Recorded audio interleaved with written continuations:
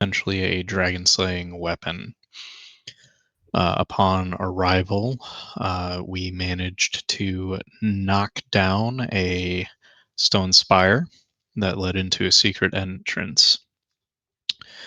Uh, we nearly lost Thorn to a trap, but through some pretty petty efforts on Urk's behalf, she was saved. And we proceeded to fight some wisps. And we actually managed to do hella damage to them utilizing magic missile. That's right. The most effective use of that spell against an armor class of 19. That's right. We also got poop gassed, and now I have moved you all. Make sure that I didn't move you yet. I've moved you all to the westernmost wing because that was where the last wisp was killed.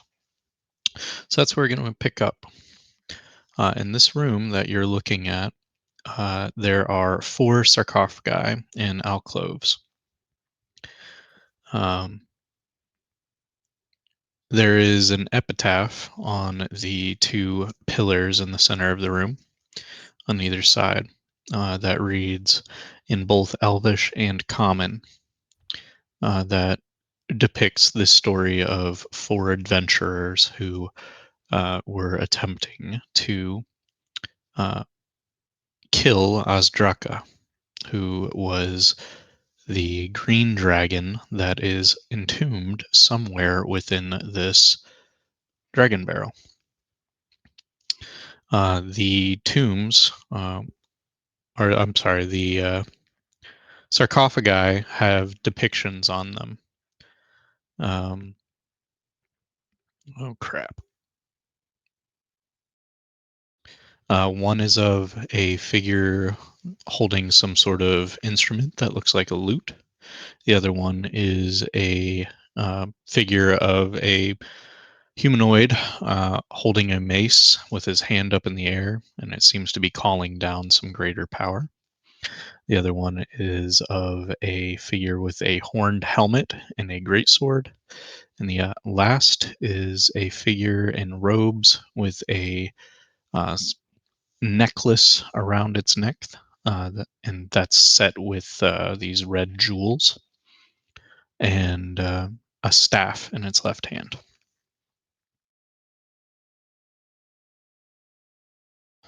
In order, it should be the bard is in the northwest, the fighter is in the northeast, the cleric looking figure is in the southwest, and the sorcerer wizard looking figure is in the southeast.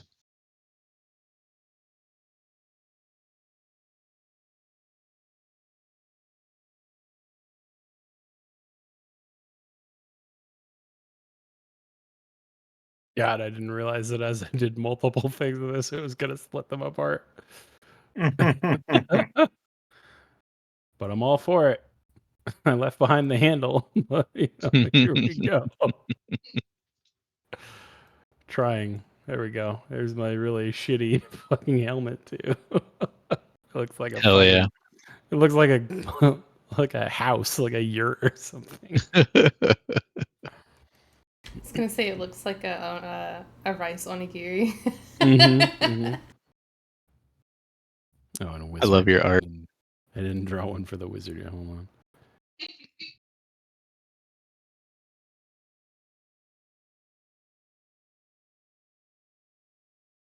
There, the big honking wizard hat. Hell yeah. The big old dildo. It's got a pretty wide base. That's all I'm saying. Got to for stability, right? That's right.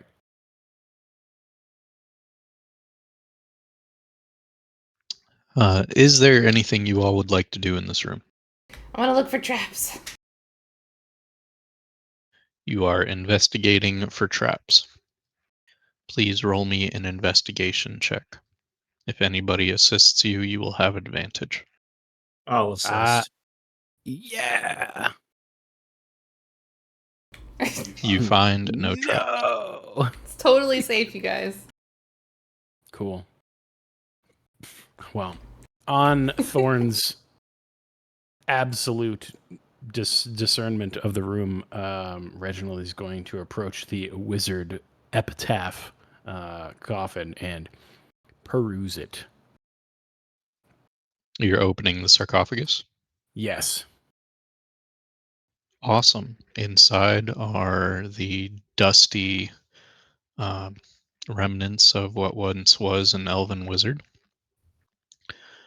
You find on it, however, around its neck, a necklace with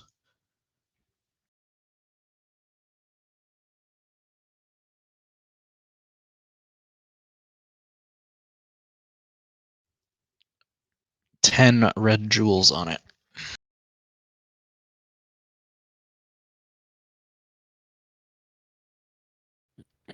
Well, not exactly what I was looking for, but I suppose we'll take it anyways. And he will take the necklace.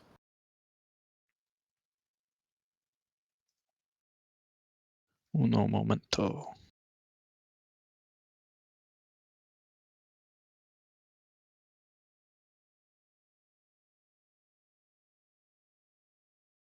Upon touching it, you are immediately aware of its properties, as you have gained a bunch of experience with enchanting. Whether or not you divulge those properties to your friends is entirely up to you. Nice.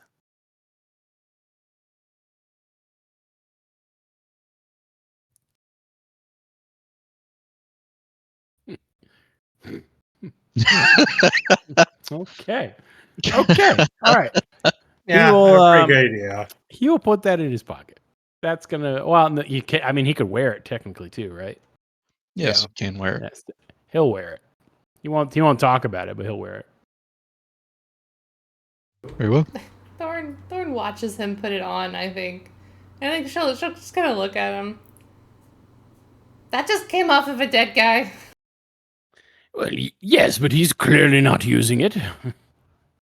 Yeah, okay, but it just came off of a dead guy, though. That seems a little weird. It certainly was sterile at one point in time. I don't see any issues here. I'm not sure what your problem is, but Okay.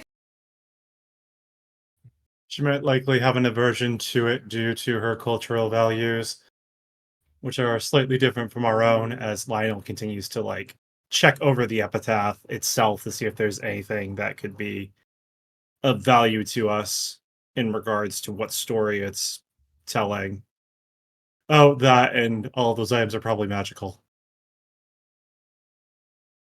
The epitaph itself doesn't actually depict a real story. It simply lists the names of the fallen warriors, or I'm sorry, the fallen adventurers, as a group that attempted to kill Mhm. Azdraka and failed. Does it say who ultimately slew Azdraka? It does. The epitaph at the near the bottom actually labels them as in direct service to Tanamir Algandar.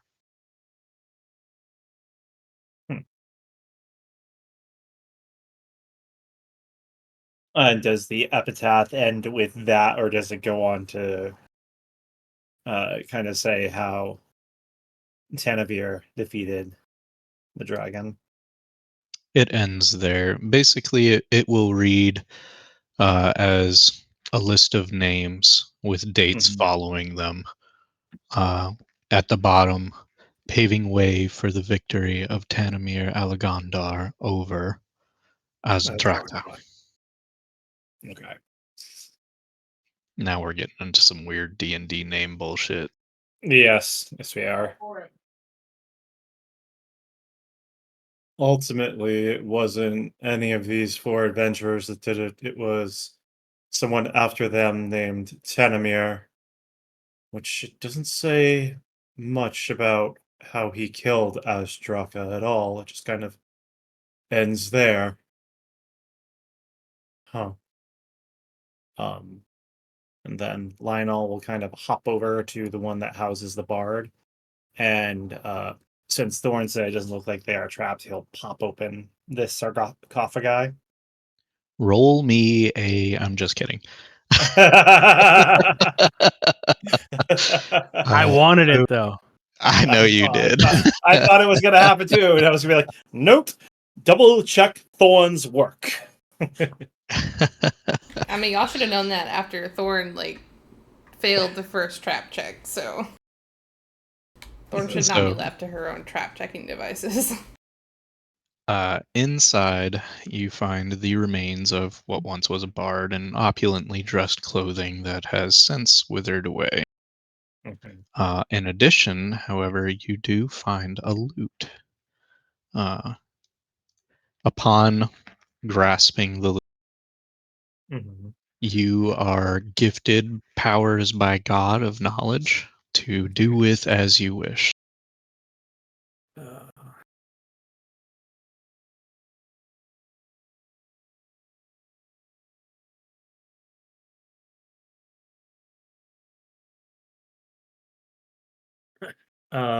Urk is with us, correct? He is, although he is in a brooding kind of mood and just kind of leaning up against one of the pillars right now. Not necessarily paying attention to his mood because Lionel's going to be going to the fighter next. He walks over to where Urk is, juts out the loot, so Urk has literally no way to not grab it. Goes, here, this creates illusions. It'll be better if you play it potentially since you have more practice with the loot, and it could help us in the fight. Moving on. I literally just shove it into his hands. He, Lionel's aggressive today. yeah, no doubt. There are magic items about. This is his day. He kind of jumps a little bit as you do so. You got to remember, you're much bigger than him. So the way this kind of plays out is that you have to lunge forward a little bit, bending over, and the form of a giant figure doing so, even with a lute, is mayhap puts a little bit of edge in anybody, right? But he nonetheless grabs the lute and instinctively puts it into a playing position and starts strumming it very lightly. But you go over to the fighter sarcophagus. I open up this one as well. Again, not double checking Thorn's work until something bad happens. Now you can. No, I'm just kidding. You find the moldy bones of a fighter. The armor that he was once wearing is no longer serviceable. And besides that, there is just a mundane great sword that at one point had two skeletal hands on it, but as you open the sarcophagi, you watch one of the hands roll off.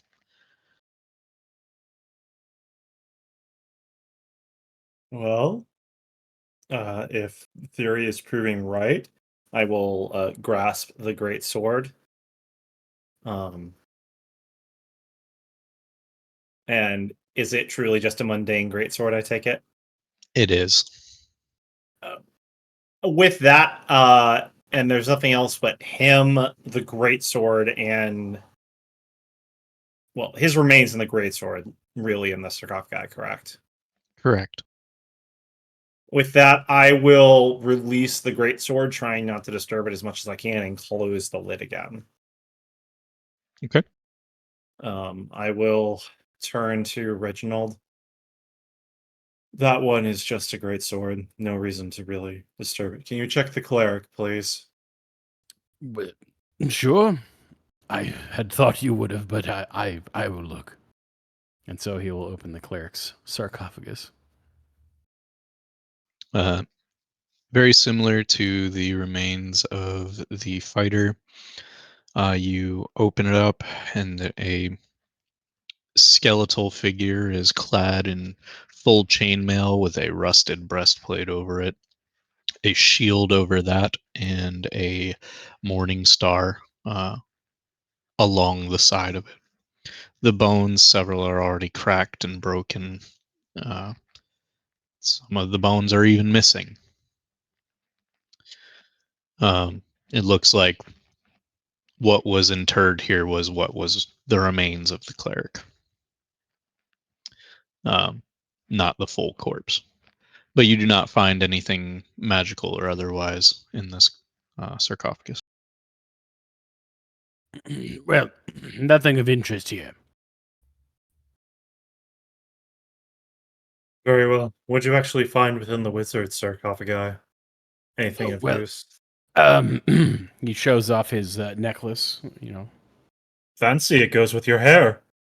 It does. Yes, thank you.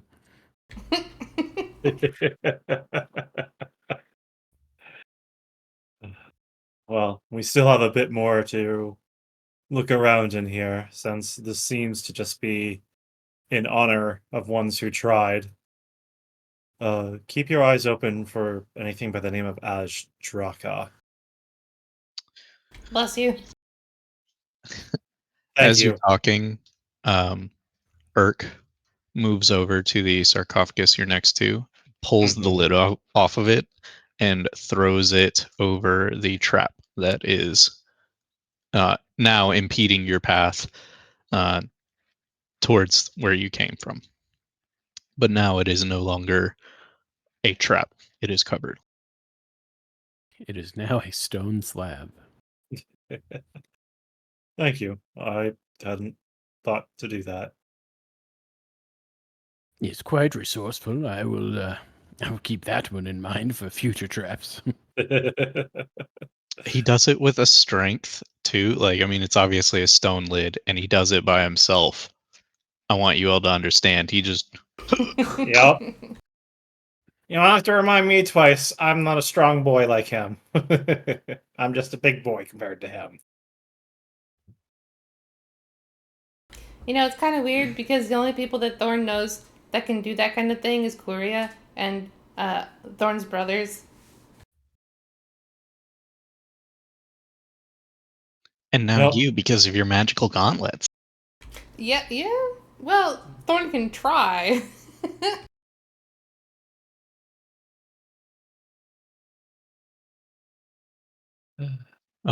As you all are walking towards, and since he spots you first, Urk waves you to the southernmost portion, and he tells you, "I'm not sure what it was, but I had to run back and forth over this trap down here a few times. There's something in the corner of the room down here.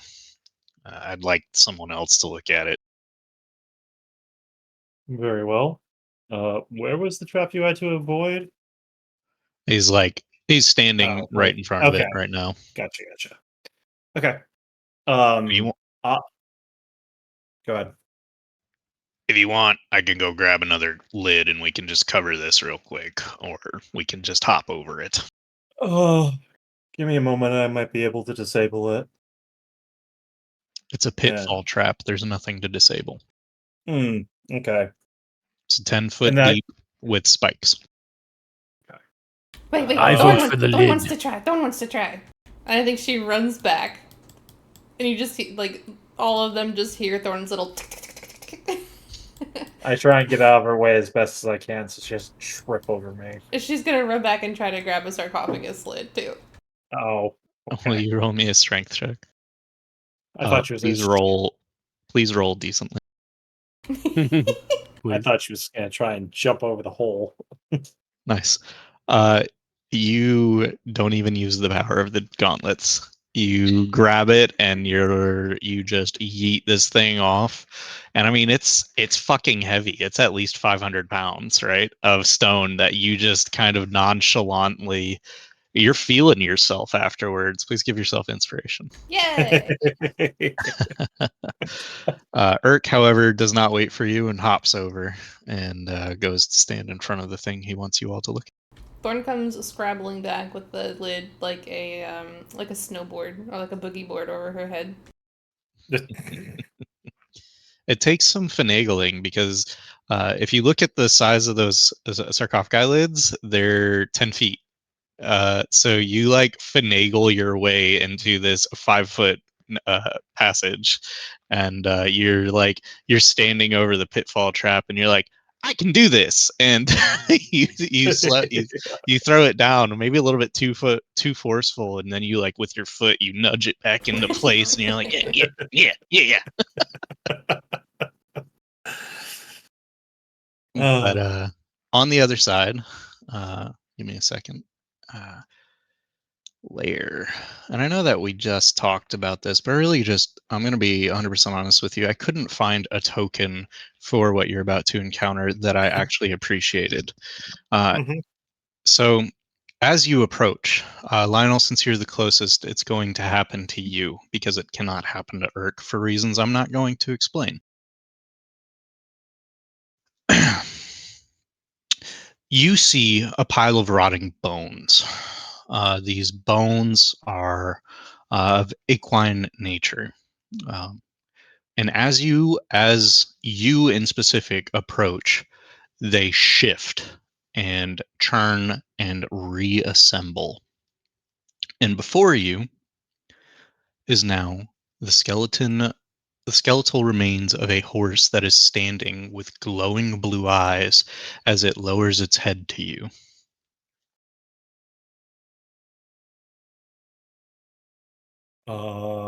I will reach. And it doesn't appear hostile, right? You sense no hostility from this thing. Okay. I will reach my hand out and pat the thing's head. Well, its skull.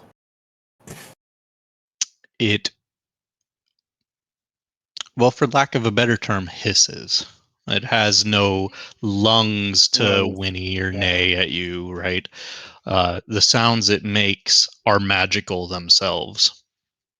But you form a bond with it upon touching it. You now have a horse. Oh. Now, this horse immediately asks you if you know of Lady Alagondar.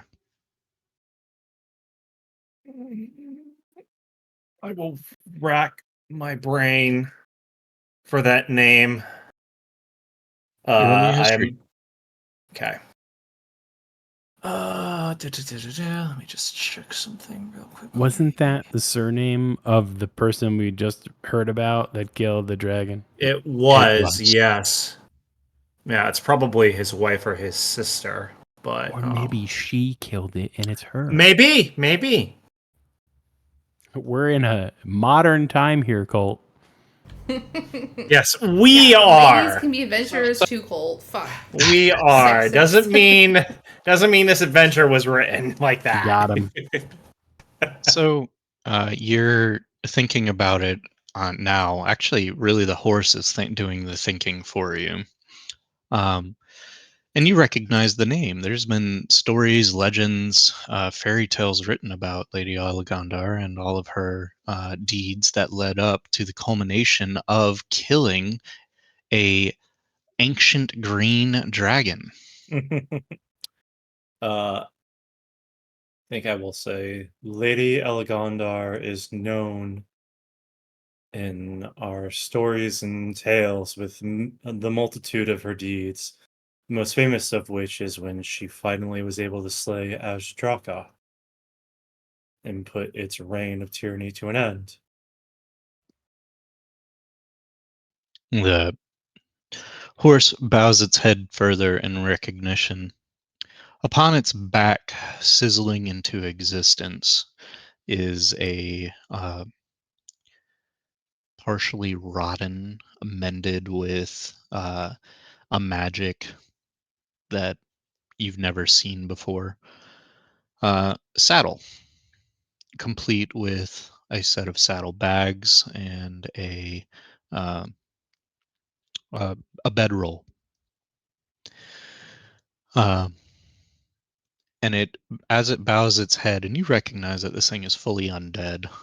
Some force of will bringing it to life, maybe its own. It's hard to tell.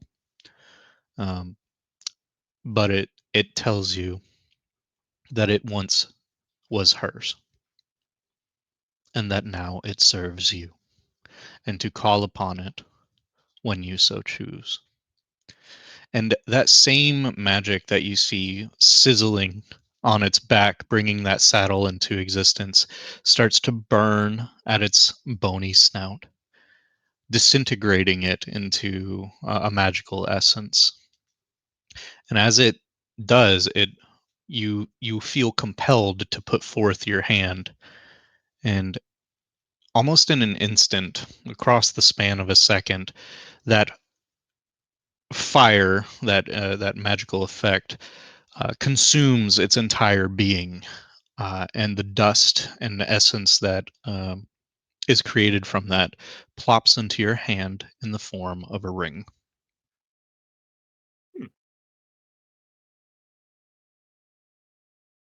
Okay. Does Uh, this ring? Go ahead. I'm sorry. Go ahead. I was just going to ask: is this a specific magical item that I can find to add to my inventory, or? I don't believe that there is a Okay.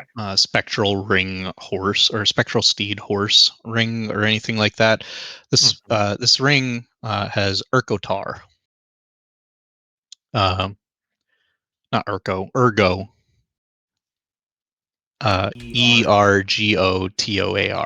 Akatar. I'm changing its name. Mhm. Uh, if you get the sense that if you say its name, the steed will appear again in the same fashion that it disappeared. If you would like to add a custom item to your inventory and just label it that ring Yeah. or the name or steed ring, I'll understand if Okay. you choose to use Yep. I will go ahead and add it now. it. Heathens.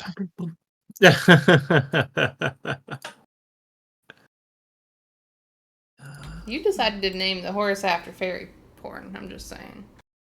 I did not name the horse after fairy porn. Someone who wrote the module named it after fairy porn. Actually, the module doesn't have the horse named. Ooh. So you did And name the it entire after. fact that I just listed is not actually a part of that. So I kind of made it up.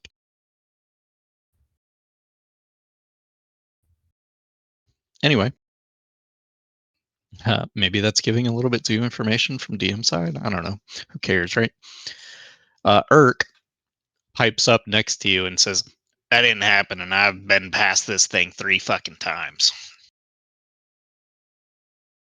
And I to don't know why. Reginald, Thorn, and Irk, what happens to you all takes place in an instant. The horse knits together and then immediately disintegrates. Uh, for Lionel, it feels like it took several minutes to fully grasp and understand what was happening, and then Mhm. suddenly time is back into its normal instance.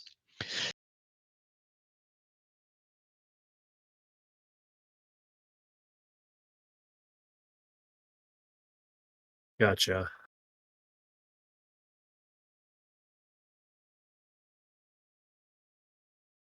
Well then, we should probably move on. But that's going to be interesting. What's going to be interesting? He's gonna hold up his hand where he has the ring on it now. Well, let's just say we might have a friend that can help.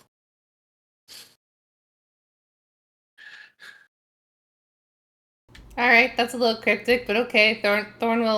Okay. Listen, I can't make real heads or tails of this either. I talked to a horse. I paid reverence to its former master. We are now bonded in some way. That's all I got. Thorn just looks at him. Lionel, have you licked any frogs lately? Because sometimes when we're in the woods, there are these frogs that you can lick and they make you see things. Thorn has licked those frogs before. It's kind of funny. But that's not what happened. Like we didn't see that.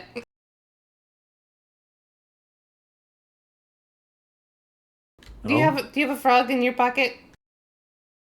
No, I don't have a frog in my pocket. Okay.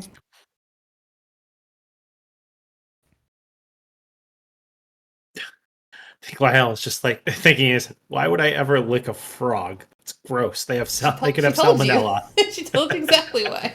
To see shit. Yubaba used to lick them a lot so that she could talk to Samuanya. At least that's what she told Thorn. You lick frogs so you can trip balls. And talk to God. Got it. Mm-hmm. I think Lionel is slightly a little more concerned now. Okay, I think Eric took off again. We should probably go find him. Well, he took off through a hole that I can't get through then, if he went that way. No, he went this way.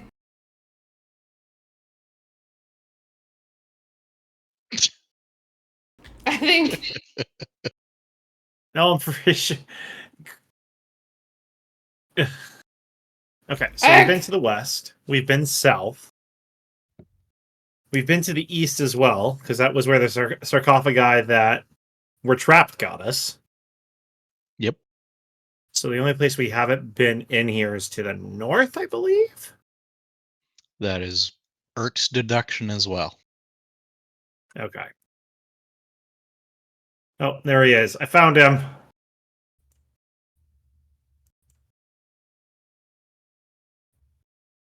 Yeah. I think Erk's the toughest out of all of us, so maybe I should go first. You want me to just check for traps first? Nope. Oh, okay.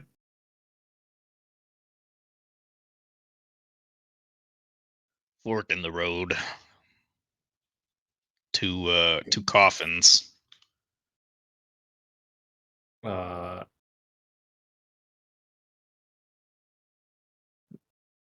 Neither of the coffins have an epitaph, I take it, or anything like that. The stone pillar to your left, Reginald's right, Mm-hmm.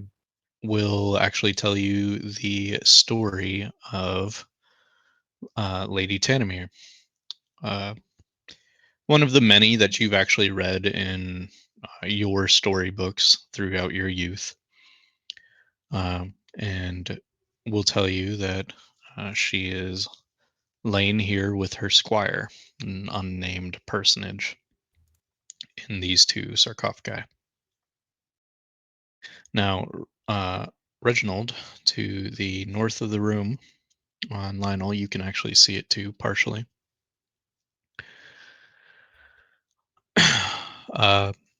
Is a draconic skull.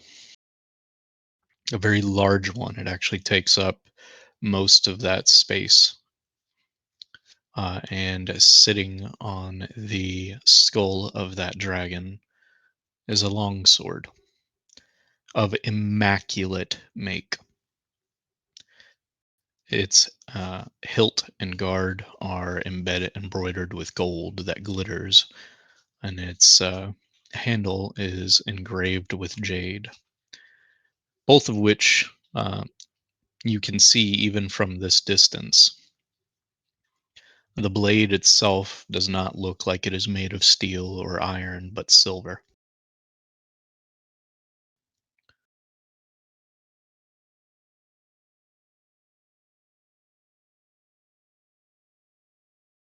And should you all care, the sarcophagi to the left is Lady Tanamir, and the sarcophagi to the right is the squire. Okay.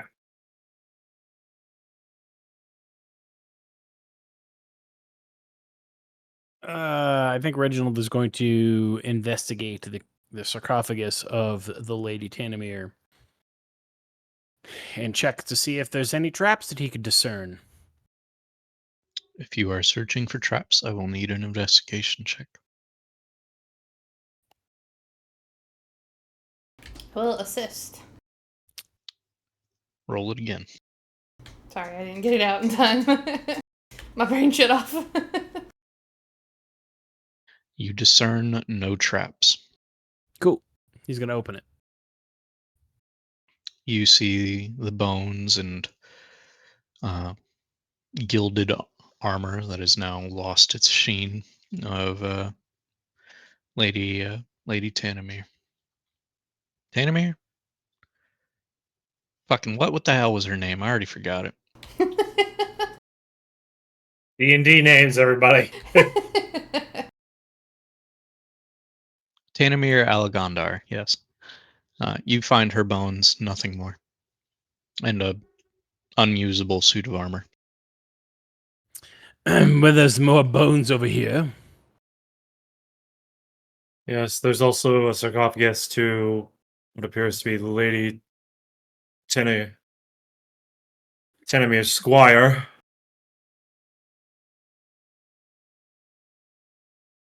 Yes, well, what about this sword? What? Oh. And then Lionel kind of, his attention is immediately drawn to it, and he moves closer so he can look. Okay. Urk approaches with you, seemingly drawn by the weapon. He will approach from the opposite side of you, though.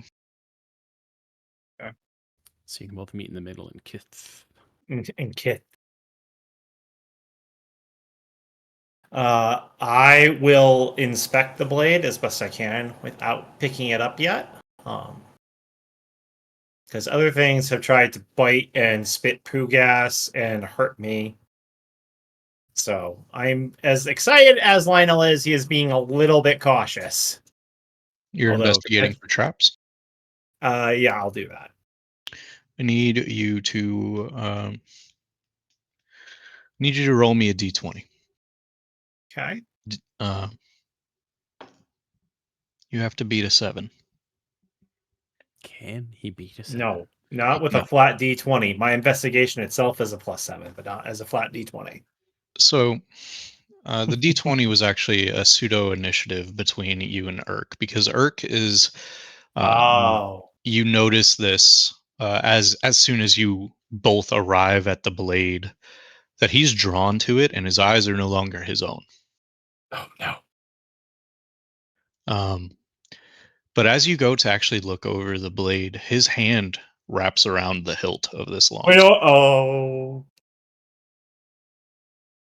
And he holds it up in the same fashion as Link does whenever he receives the Master Sword for the first time in a playthrough. And there's that gust of wind that sort of envelops him and billows capes and ruffles clothing and hair. But he stands before the skull of the dragon, and even as he's holding up the blade glows itself, and the markings on the blade, markings that you recognize immediately as the same markings that are on his loot, begin to His glow. personal loot? His personal loot. Okay. But it is not long for you realize that you all are no longer alone. As if picking up that weapon had drawn it from another plane. You sense something directly in front of Urk and diagonal to you. Now, I'm going to offer this to you all. I don't care either way. Would you all like to re-roll your initiatives, or would you all like to keep them from last time? I don't really I'm- care. I'm cool with keeping mine. Yeah, we can just keep them if I'm Lionel. fine with that. Okay. Very Probably well. fine. Well, because nobody could have seen this coming, whatever this creature is going to make an attack. And it is going to attack Urk, because Urk stole the object it was guarding. Yep. Now I'm actively trying to kill you all. I want you to know that. Let's do this. I am using my good dice. I am. This will not be an easy fight for you all. An attack is made against Urk. 2 attacks are made against Urk. Both of them hit. Urk is going to take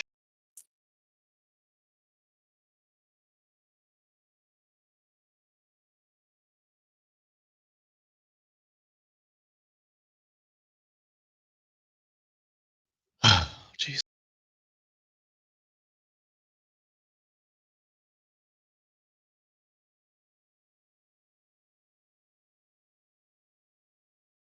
Urk is crushed by an invisible force.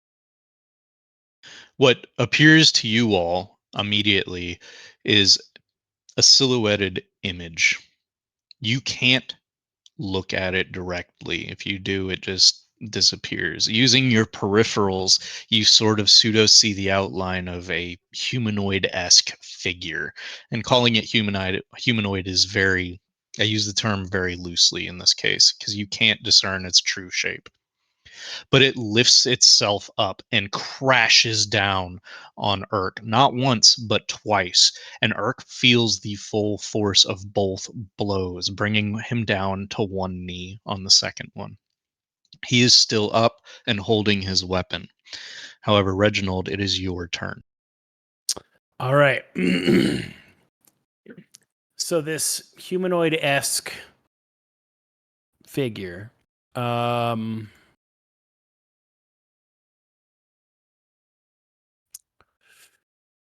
let's look at my spells. How many slots do I have left? Oh, I have all of my level 3 slots. Okay, well, in that case, I am going to cast level 3 fireball at the target. At I'm what feeling target? good. The humanoid figure in front of Urk. Please ping where you are launching your fireball, because you do not actually know where it is. You only have an assumption. Throwing it this way. Very well. Throw it.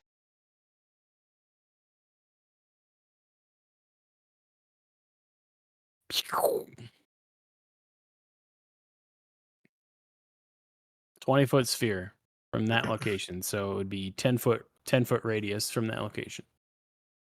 And I will make it so that it doesn't hit Urk and that it doesn't hit Lionel. But it was a very tough decision about potentially not hitting Lionel. I just opted to go with not this time. In the ensuing blast that envelops Urk, Lionel, and this creature, you all see its true form very briefly. Reginald, you recognize this in your studies of extraplanar beings as what would be called an invisible stalker. Mhm. Theories abound in your mind about its location and why it's here and what would be tying it to what. However, none of that really matters. The damage dealt is massive, and it is sent reeling a little bit. However, it simply lets out a hiss and gust of wind in your general direction and billows your cape for you. Hell yeah. Maybe I like this thing. Is there anything else you would like to do? No, I don't think so. I think that's gonna be into Reginald's turn. He's already billowing, so I mean, he can't billow any more than that. All right. Now, because this involves Urk, and Urk is not himself right now, I would like one of you to roll for Urk a wisdom saving throw. Now, the party is kind of weird right now, right? Not everybody really likes Urk. So I'm going to leave it up to you all if you all want to choose an elector to roll for Urk, a wisdom saving throw, and choose whether or not you want to roll it with advantage due to your own role playing emotions towards Urk.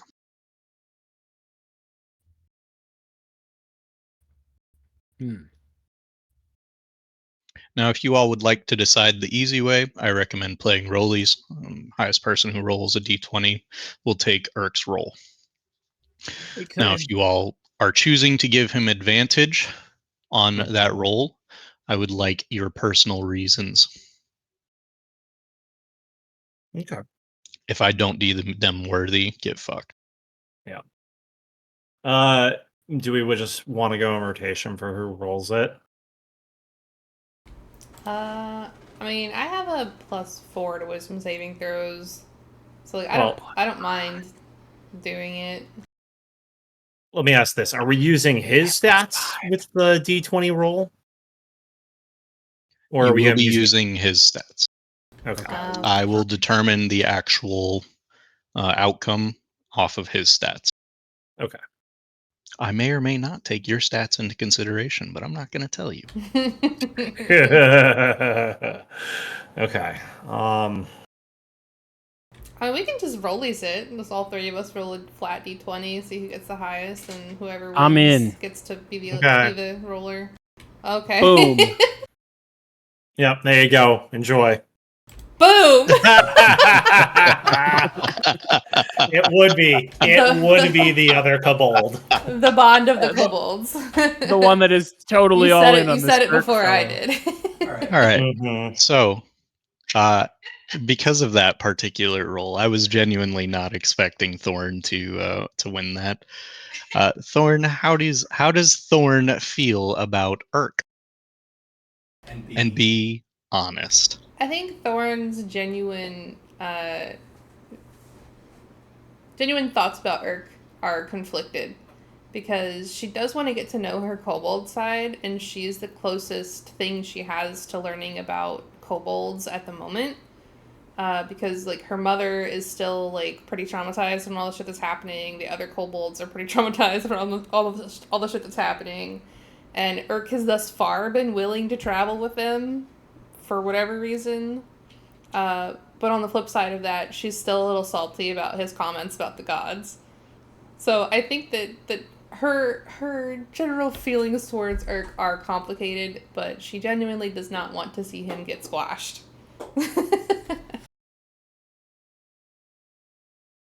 Please roll me a d20.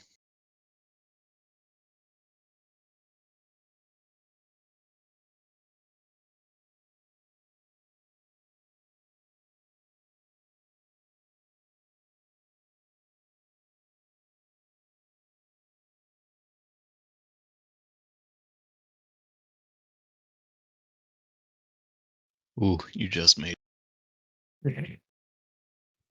You roll this. You briefly experience a connection to Urk, and it's not a good connection. You you look at Urk, and his eyes are glowing that platinum blue color that you recognize from your dreams, and you recognize as maybe connected to a god or an outer being, a greater being.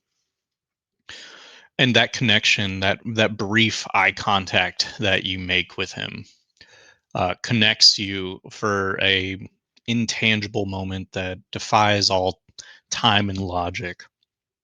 And you are Irk in that sense. You are watching him be caged by something, by someone, being puppeteered by something, by someone. For a moment, you enjoy it. For a moment, you're like, you wronged me. But then your natural nature takes over, because Thorn, despite her best efforts, has been a good character thus far. Thorn has gone out of her way to help people in need. And you recognize that Irk may be in need. So despite your personal feelings on him at the moment, uh, your willpower and his merge for a moment. And you see his soul uh, inside of this cage that's being puppeteered by some greater being erupt with light. And maybe that light is tinged your favorite color, because it's not just his light in that moment. But the bars prove extremely defiant to his defiance. For a moment, you don't think that your light will win free. And just as you're about to give in to his despair, you hear a crack and you're brought back to reality. And as you make eye contact with Irk, his eyes are his own. All that being said, thank you. It is your turn. I think Thorn just gives him a bit of a nod. And when we saw this thing during the fireball, where was it? Pinged. Directly north of Irk. Okay.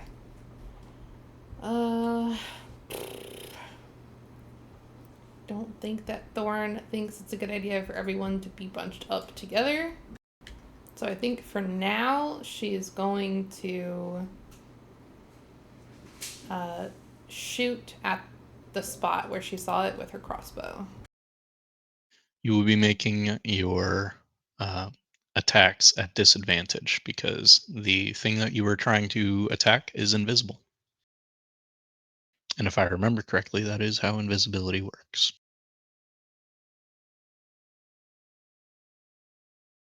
Yes, if I remember correctly, being invisible, you have disadvantage against it until we can make it seen in some capacity. You have disadvantage, it has advantage. Yeah. So, with those two rolls, you will miss both times. Cool. Let me see. Wait a minute.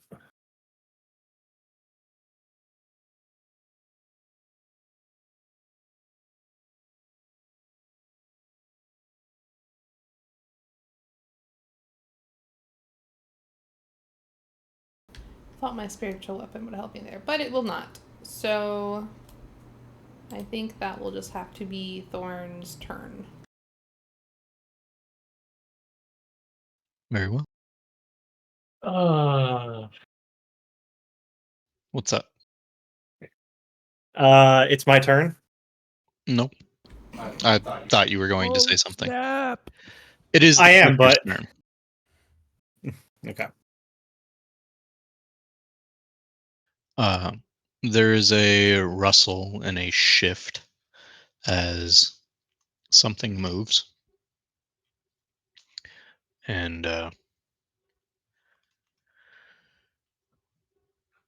another whoomph and a whoomph. I'm going to kill Irk. And then I will kill you all.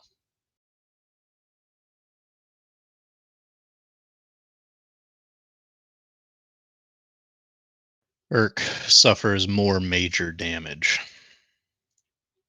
He is not looking too well. as this creature, whatever it is, slams down on him twice more, this time from a southern direction. But, Lionel, it will be your turn. Okay. Right,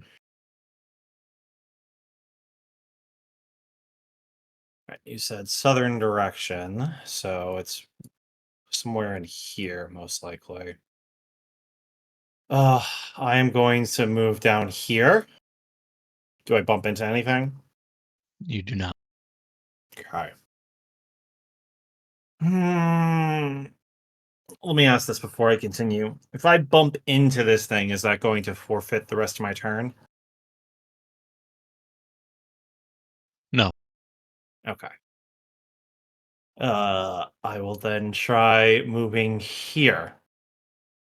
You feel massive resistance and are shoved backwards back into your original starting point. Perfect. Okay. He found me. Yep, I found him. I just need to check.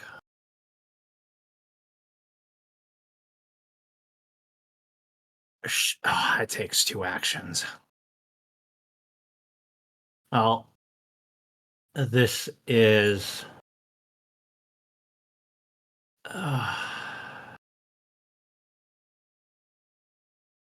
Shit. Shit.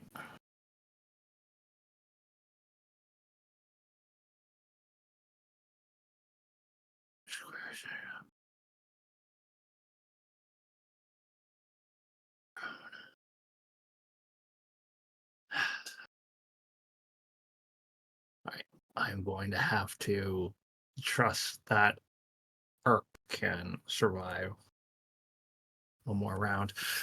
I am going to grab my alchemy jug, and as an action, I am going to command it to produce mayo. Not at all shocked by this turn of events. But I think, as much as he hates this, he also sees where I'm going with this. I mean, I don't sort have. of. I don't have any other way to reveal this thing. You've broken the DM. You know, but that is my action. I can't uncork it until my next turn and start pouring. So I am going to instead keep my eye on where this thing is and continue to try and move along with it as best as I can. You are monitoring its movements. I am trying to as best as I can, even though I use my action. So your decision on how that works. If this creature moves, Mm-hmm. no.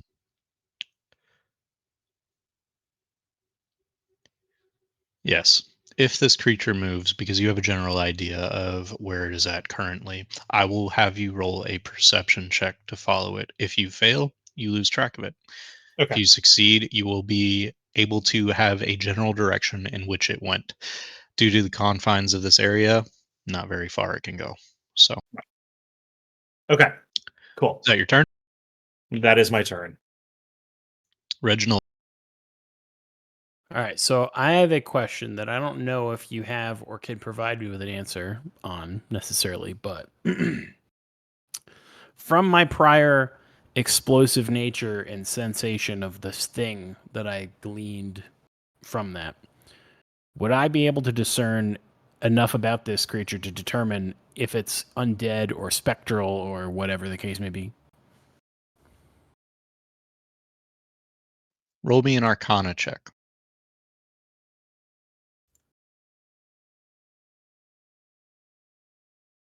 21.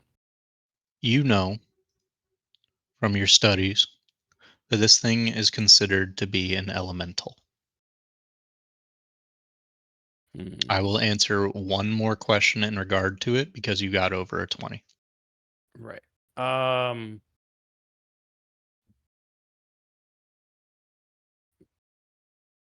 So essentially, what I'm planning to try to do is I'm planning to try to cast a spell Sleep.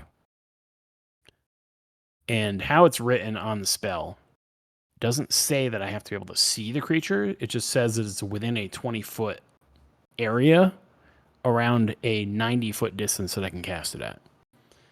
And in its definition, it says that undead and creatures that are immune to charm are not affected by the spell. So I guess the further answer to the question I need to determine is, would an elemental be immune to charm? Or would I not know that?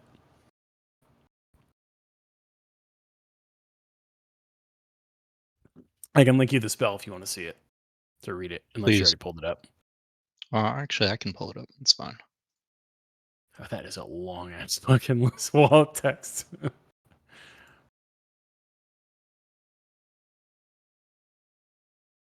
It's probably going to So- fail anyways because it's based on HP for rolling targets, but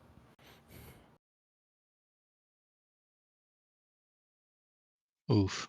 Yes, it will definitely fail no matter what. Now I'm just going to give you that information. However, DM to fellow DMs, elementals require no sleep. However, the condition charmed is not on the list of immunities. So I do not know. I do not know how I should play that. Technically, this creature is already, in service to something. Thus it's even being on the plane, right? So would it even be able to be charmed? I'm thinking no. that's fair. Regardless, Mhm. if you choose to cast sleep, you are fairly certain the spell will fail. I mean, I could upcast it so I'd gain an additional 2d8 to cast, but I don't think it's going to be. Well, actually, it says when you cast a spell at a spell slot of second or higher, roll an additional. So I could upcast it to 4d8 on top of the 5d8 that it comes with base, so it'd be a total of 9d8. So maybe, maybe. Fuck it, I'm doing it. I got nothing else other than throwing fireballs, and I feel like that's kind of not interesting anymore. So, It's to be expected. right, gotten too used to me throwing fireballs at everything. All right, so let's upcast this bad boy. This. Oh, did that actually roll? It didn't. Why did it do the display on VTT? Oh, because it's not an actual attack. That would make a lot of sense. All right, so I need to roll 98. So I don't think there's a to hit, and I don't think there's any spell attack damage or anything modified on it. It's just literally dice. Total is how many hit points a creature spell effect. Okay, so 98 coming at you. Slash roll 98. That was not as high as I was hoping it was going to get. You have a lot of subpar rolls. I do. Yes, I do. Yeah. A lot of less than half.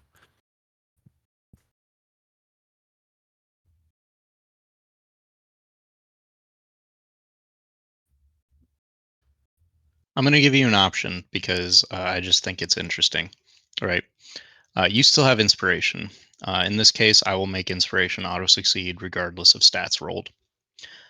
If you go with your current roll, you will fail.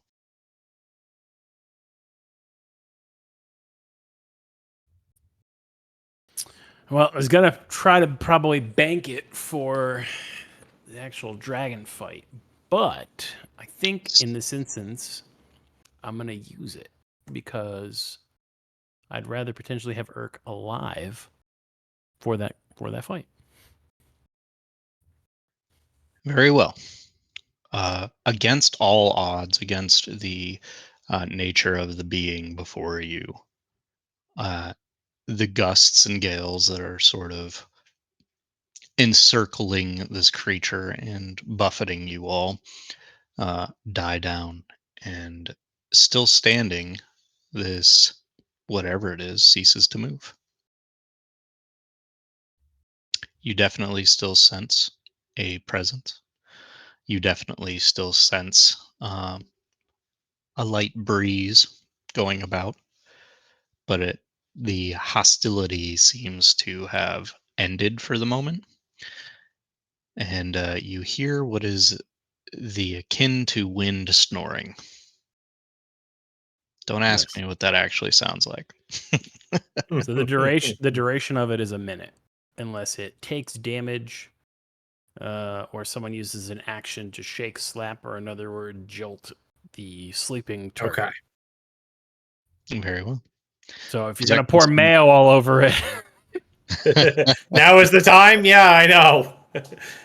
We just gotta not wake it up. can't It's believe gonna I help used you those see. And then you can hit it. words.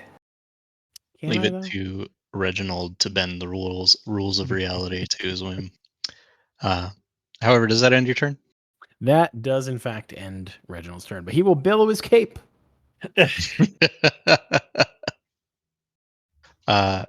Urk is severely damaged, and he takes a limp forward to get away from the creature. And he will kind of lean against the wall for support. And he is going to drink a potion.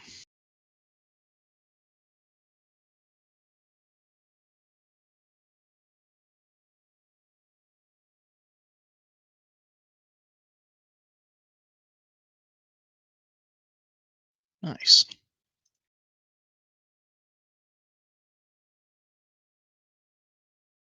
A little bit steadier on his feet from that. He will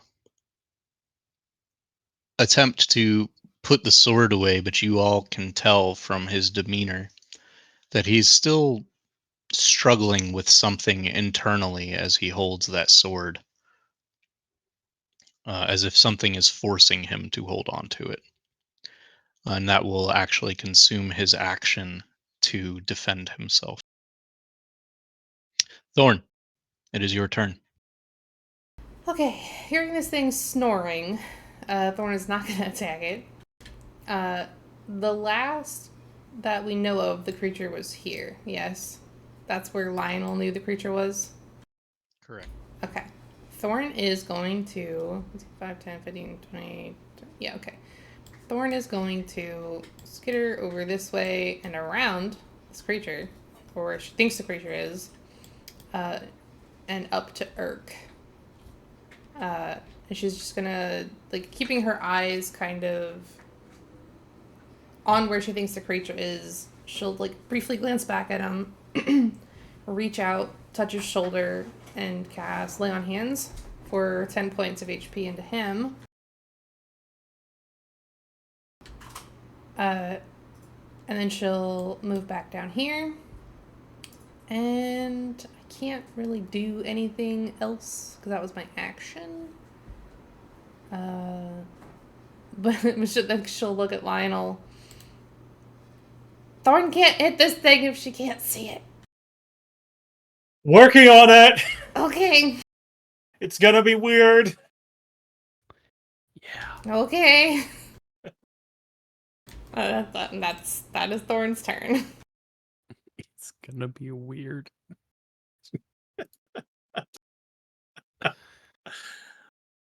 This is the quickest thing that I had. I'm sorry.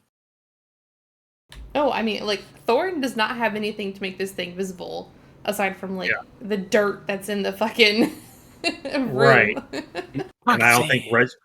think Reginald has anything quick to make it visible either. Not Besides Fireball. Yeah. So this is the best that I got. really. This is your inventor, everyone. Everybody grows tense as the snoring stops, and that hostility air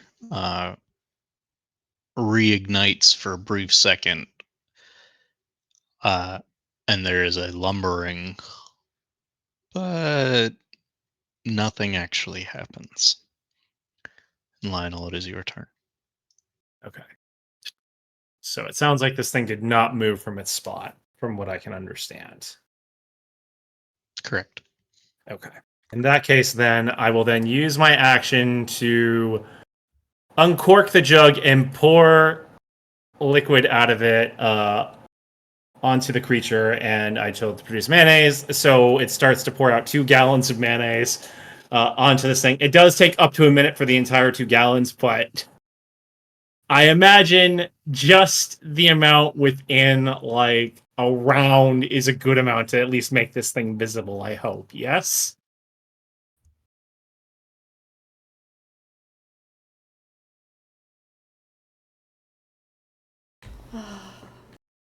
The mayo jug comes full circle. I could just throw this away if you want. If you don't want to see the thing. I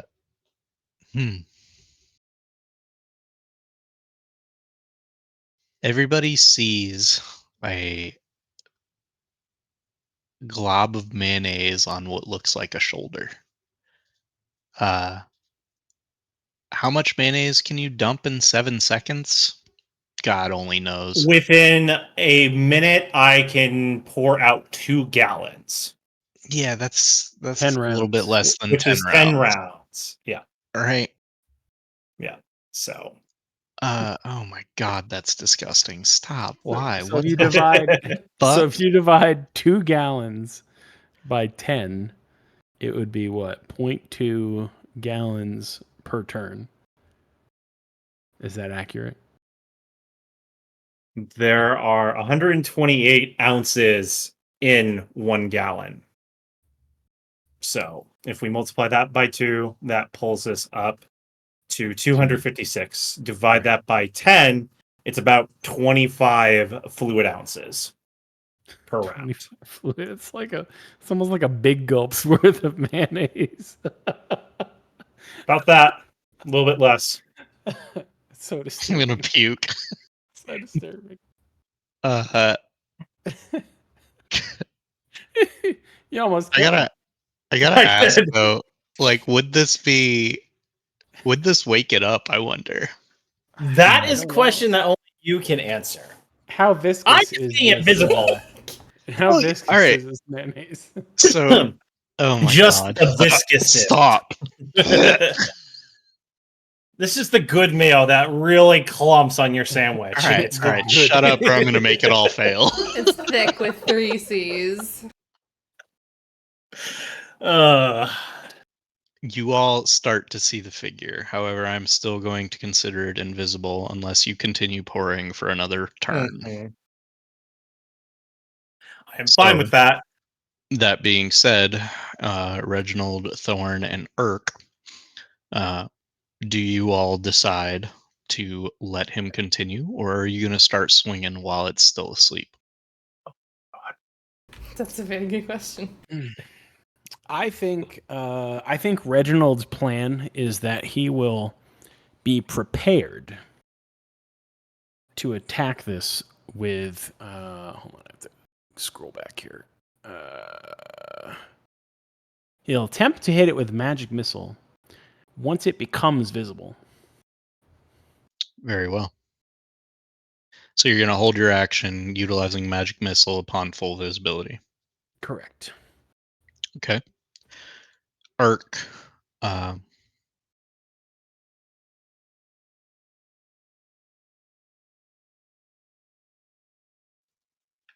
Irk takes a moment and slams the sword down into the ground. And he's not actually standing on ground, now that I think about it. He's on top of the skull of Azdraka. He pierces the skull with the sword and catches his tongue as he sees what's going on and shakes his head and grabs the hilt of his greatsword from over his shoulder and moves into position to swing. He will also hold his action to do a double greatsword master attack as soon as the creature is visible. Thorn. Thorn will take up suit and also follow her preference and will hold her attack actions for when this thing is visible. Very well. Lionel, Yes, I yeah, continue you pouring. awesome. That will consume your turn. That is fine. Okay. As Lionel continues pouring the mayonnaise as if the wind is caressing it over the body of whatever this thing is, rubs it all over, and you all get a very disturbing look at what would be the body of an elemental covered in mayonnaise. Pretty disturbing.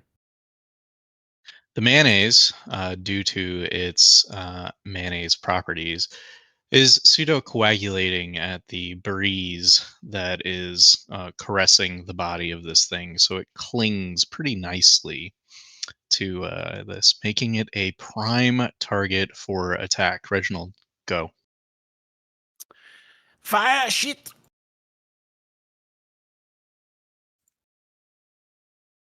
So this is 3 darts, so total of 4 darts. So I gotta roll. So there's 1. And then I gotta roll 2.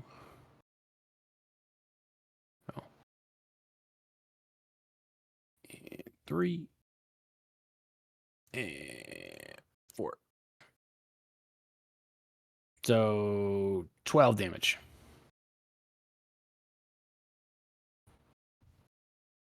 The thing wakes up as 4 bolts of magical energy collide with it, and it lets out a screech. The mayonnaise that you are, I assume, still pouring because you didn't tell me you were going to stop. Yep. I'm just gonna wait till my Uh, next turn. starts getting whipped around by the wind as those gales pick back up, and it splatters all over you. Um, some of the mayonnaise that is on it starts to slough off a little bit. Before, though, Urk is going to take his attacks.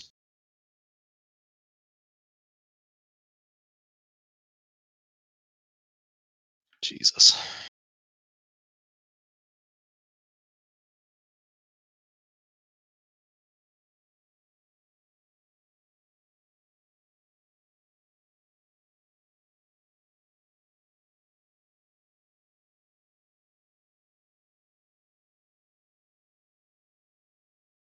Jesus.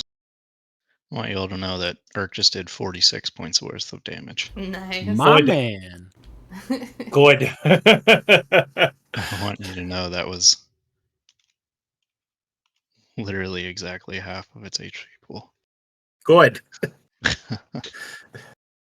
The creature reels in defense against the oncoming onslaught, as Urk, letting out a fury that you all haven't witnessed in the tiny kobold before, as if being released from some grasp, some servitude.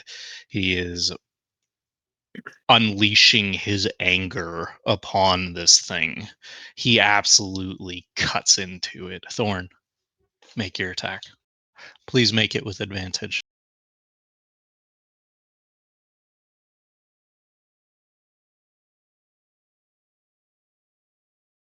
Jesus. That's one attack. No, I'm not gonna do that. 2 attack. And I think I will put a divine smite on that second one. Just at first level though. Divine Smite, does it have any components to it? Somatic or anything? Or is it just an action? Very well. It's just an add-on. Wow, those are terrible fucking rolls. That was not great. No. And that's Thorn's turn.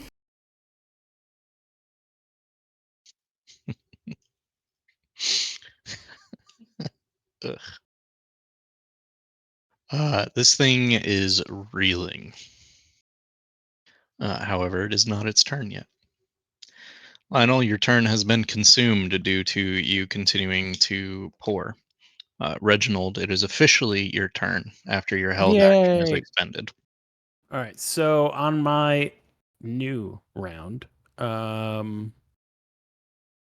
will cast. I think we'll cast Scorching Ray. 3 rays at my target. All right, so range spell attack.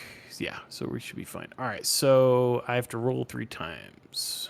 It looks Well, like. hold on. Does that have somatic components? Mm. Verbal, and somatic. Yep. So you go to cast your spell, and I apologize for this, but I am trying to kill you all. Hey, it's all good.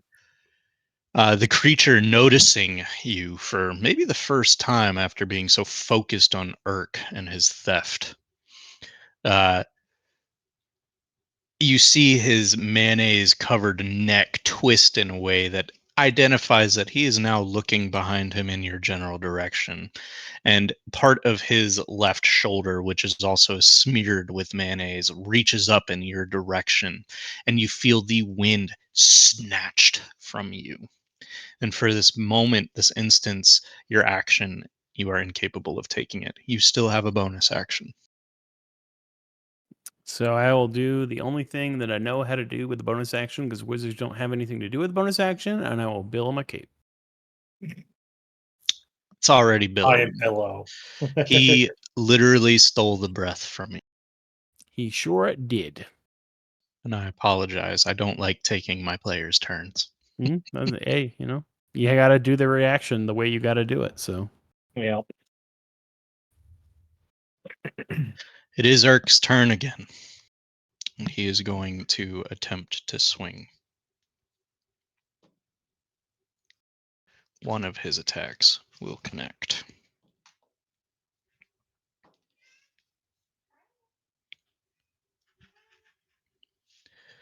But as he attacks with his great sword, you all see the creature's other arm as he's was ripping the wind out from Reginald. He continues his spin to sort of pseudo parry the oncoming blow that Urk delivers. He still takes a decent amount of damage, but is still standing, having deflected most of the blow. Thorn, it is your turn. Thorn will stab.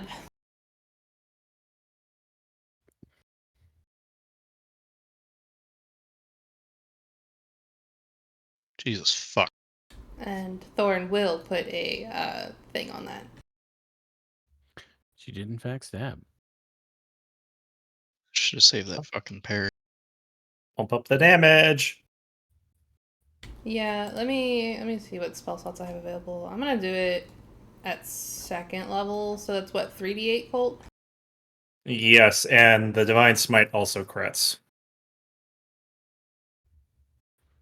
Because it's extra dice. So what I don't need to roll for that, right? Do I roll for that? Yes, because you are burning the Divine Smite on a crit, the Divine Smite also acts as a crit, so you get an extra 3d8. Double. This is why paladins can be scary. So why paladins, both suck and are OP at the same time. So Yeah. 12, 16, and 6, whatever that is. That's math. I don't do math. 12, 16 and 6. Yeah. 22, 34. 34. I do really like that I got fucking a nat 1 and a nat 20 in the same roll. Let's just talk about that for a second. You got 2 nat 1s, technically. Because of your crit damage. Shut up. Is it still standing? You think for a second it's dead as your attack eviscerates it. The winds immediately die down, but you have it impaled on your blade, and you feel a three-fingered hand grip your shoulder as it pulls itself down your blade closer to you. You have a moment to react. Oh, get Kick it in the dick. Yeah, I mean, I can stab it again. I guess I have another attack. Hmm. Yeah, I guess Thorn's just gonna stab it again. If you are going to attempt to attack it again with the same weapon, I will need an athletics check. You are attempting to pull this blade from what it is currently impaled in. Okay, I'll test my luck. Go, go, go! You are rolling against me, That's fine. and I am trying to kill you. I'm sorry. Fuck. It manages to recognize that you are still in the midst of attacking it, and you feel that those clawed fingers slip from your shoulder to your elbow to prevent you from pulling back. And another clawed hand will grab your other shoulder, holding you in place. Fun. I guess that's Thorn's turn because I don't think I can cast a bonus action. Nope. That's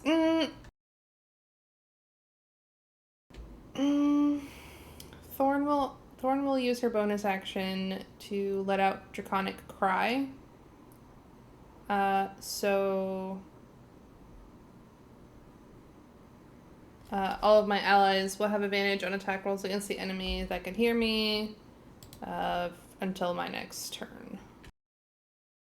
The cry is Draconic, get this fucking disgusting thing off of me. Is that your turn? That's my turn. Thorn's about to die, you guys. I need everybody to roll me a dexterity saving throw. The DC is 18. Oh boy. Not Thorn. Urk would also have a +1 to that because he's within so many feet of me. Oh, right on the nose. What is it? 5 feet or 10 feet for Aura's cold? Do you remember? Is it 10 feet? I want to say it's 10 feet, right? They get bigger It's 10 as you feet. go up in levels as paladin, but it starts, yeah. It's 10 feet, so you would also have a +1 to that, so you'd hit a 19. And actually, and Reginald has a +1. Not that that matters. Stab him. I actually apologize, Reginald. You did not have to roll. Oh.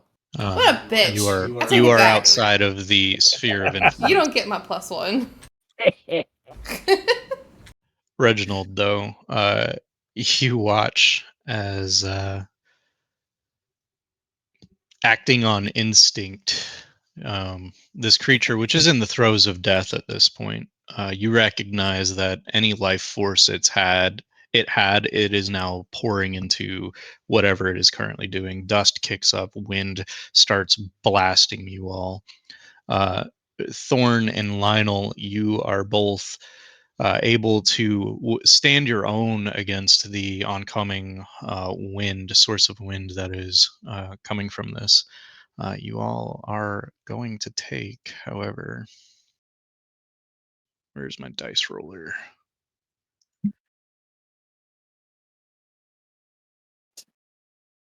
Uh, 12 points of slashing damage. Urk, however, is going down.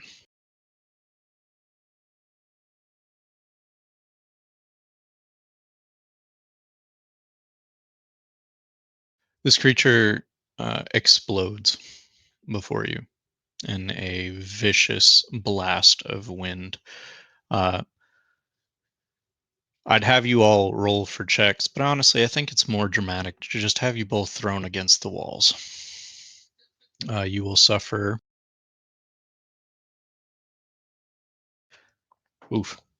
6 points of bludgeoning damage. as you all are thrown to the walls, Urk included, even after he went down. Urk is unconscious. There is blood pouring from wounds you didn't realize that he has sustained. However, your quarry is dead. Urk also happens to land on top of the sword. You all watch as his hand instinctively grabs it. God damn it, Urk. Stop touching it. Because it was my turn next, am I able to just make it to him and pump some healing magic into him? Yeah. Okay. I'm going to go over there and I am going to drop a 2nd level Cure Wounds into his body, and he'll heal for 13 points. And all the while, I will be cursing in Draconic so that I know he can understand me. Motherfucker, don't touch the goddamn sword next time until I'm done! It's my job!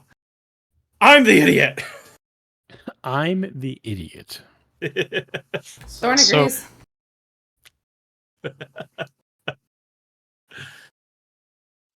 Lionel is the one to heal him correctly. Or Yes. correct. Yes. Thorn and Reginald, you all watch something interesting happen. Lionel, you don't take any precautions walking up to him, I take it. You see him unconscious, one hand gripping the sword, the other hand still managing to hold on to his claymore, even though unconscious. Yeah, And you he's just bleeding put a out. hand on him and heal him. Now, if I understand Cure Wounds, you have to touch him in order. I have to touch him, yes, I have to. Roll me a Wisdom saving. Oh, son of a bitch. +1. Hooray. Look, I'm helping. Okay, that's Fuck not you. bad. So that's a 14. That's a 14. I mitigated your -1, okay? Yes, you did. Thank you. I had a flat. I am grateful. Similar to the experience that Thorn had and that I iterated, you feel a brief connection. Time stops for you. Kneeling across from you or next to you as you bend down and lay that hand on Urk is Dominique. Across from Dominique on the other side is a human clad in the purest platinum armor. The armor you recognize is of a similar make as your living armor. Dominique puts a hand next to yours, and so does this human. And together, you all dump healing into Urk, who you realize is actually beyond saving. The blow from the elemental, the blow killed him. The figure to your left, the figure clad in platinum, his eyes glow that same silver blue that you've seen before. And he says, "This soul is not done working for me yet." Across from him, you see Dominique's eyes light up purple as he looks at this other figure with loathing, maybe anger. There is an exchange that happens, a nonverbal one between the two. Before you, Urk's soul gently leaves his body. You feel an impulse to grab it. I'm not going to make you grab it, though. I'm going to give you the option. I think hearing what the figure clad in platinum said and what I I will say, biased understanding of Dominique, and also what little I understand, and this impulse, I think I will grab it myself just with my own hands and kind of use my living armor if I can to like create a shell around it and basically just say to both of them, fuck you both, just save him and he's not working for either of you. And I will just try and force it back into his body. He's his own goddamn being. Fuck off! So you touch the soul, and immediately, Thorn and Reginald, you're pulled into this. You cannot push Erk's soul back into his body. Reginald and Thorn, you feel the impulse to help. I'm not going to make you help. The God on the left, for that is what he is, and the Fae on the right are watching the three of you with disbelief. Thorn, what do you choose to do? I don't think Thorn really knows how to help, but I think that she would want to help. Because Thorn is, for all of her mischief and misunderstandings, she's a fairly good aligned creature. And she thinks that Urk has some stuff he has to do and figure out and still help them with. I don't know what her helping would entail or look like, though. So the impulse is to put your hand over Lionel's in the container that he has Thorn's soul in and help him push it back into Urk's body. Is that what you do? I think Thorn is very kobold about it. And I think that Lionel is much bigger than Thorn is. So I think Thorn scrabbles up his shoulder and onto his arm and is just like pushing with all of her little tiny kobold might. Reginald, you feel the same impulse. Do you act on it? I feel like in normal circumstances, Reginald wouldn't necessarily act on sheer impulse alone, but the gravity of this kind of situation and disbelief, and almost like this, I don't know, surge of some sort of power or some kind of, spiritual control or manifestation or something. I think he would probably grab hold of that too and try to control it to his will and pull, probably help pull at the same time. Excellent.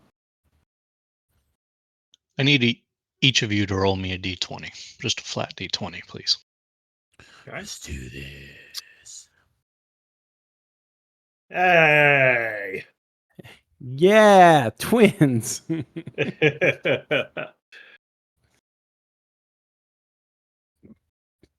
think it's kind of amusing that these two gods are struggling to have ownership over the soul, and Lionel just rolls in that 20 is like, fuck this, it's his own.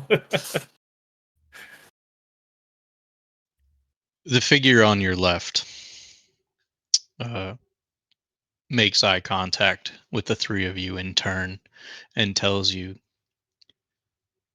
his work will not be complete until Tiamat falls. If you would deprive him of my blessing, then it will be up to you to deal with the consequences. And he looks at Dominique. I know not your game, and nor do I care. If the mortals of this realm are your playthings, then so be it. I will not assist. And in a flash of blue and silver, he disappears.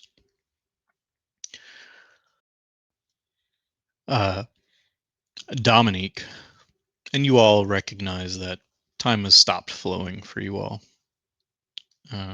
This moment too important to just be a moment. will similarly make eye contact with each of you and will tell you,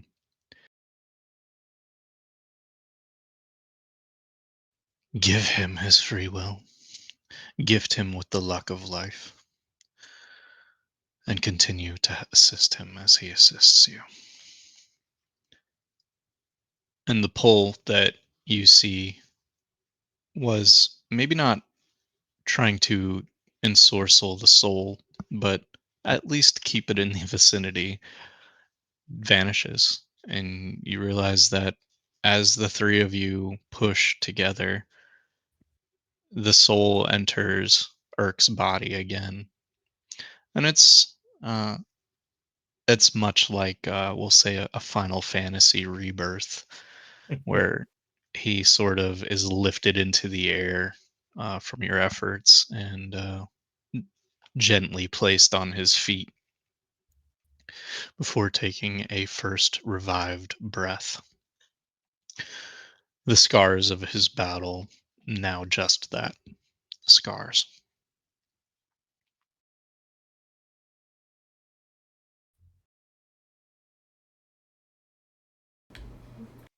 I died.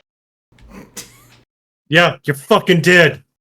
I think Thorn loses her balance on Lionel's arm and just kind of like starts tipping over the side, but grabs it kind of like a possum, like upside down on his arm. And it's just it's just staring at Irk. Yeah, maybe don't do that next time, okay?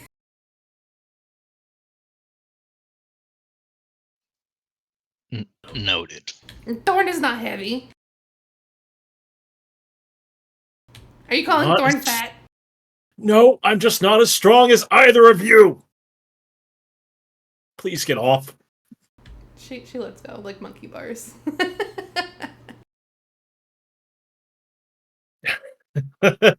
I'm just thinking in my head, please let my armor be like braces while she still is playing there. I don't need my arm to snap. Your arm has turned into a hydraulic arm, and it's just there's no actual real effort at this point. Your armor's doing all the work. Oh, thank God.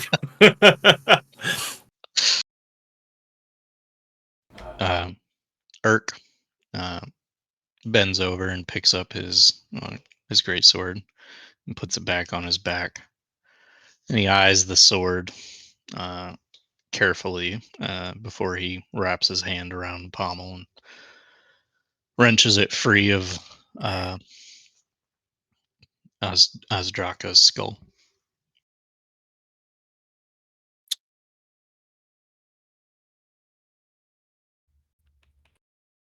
Well,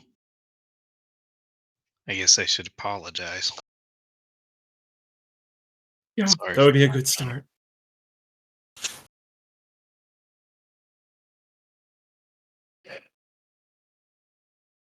I mean, like, Thorn means, to be fair, you didn't know that the sword was cursed.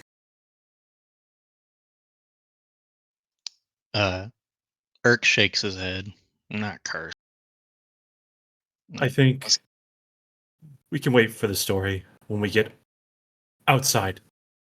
But yes, story is needed for this whole entire crap. Yeah, Thorn wants a nap.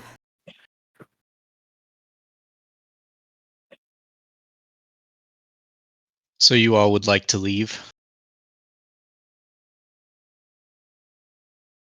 Well, not if you say it like that. I mean,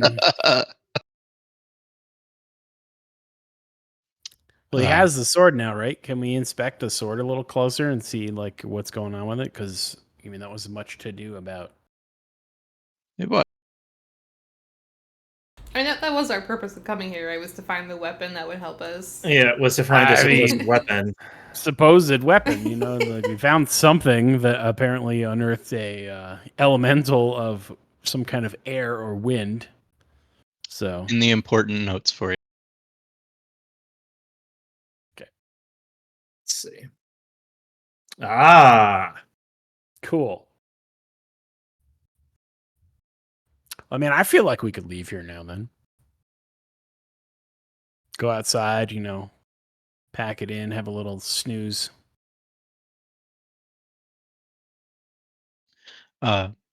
Irk agrees with you. I would think. And he will actually lead you all back out.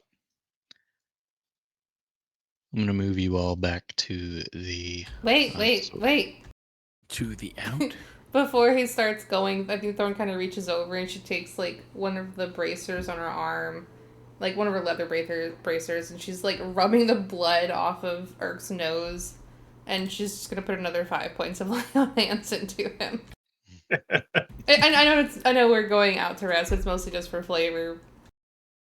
Yeah. Don't just. There are probably still traps here. Don't. We don't need you dying again, okay? Especially if it's going to be like that every single time. Irk is. He doesn't have a retort. He's you can tell he's shaken.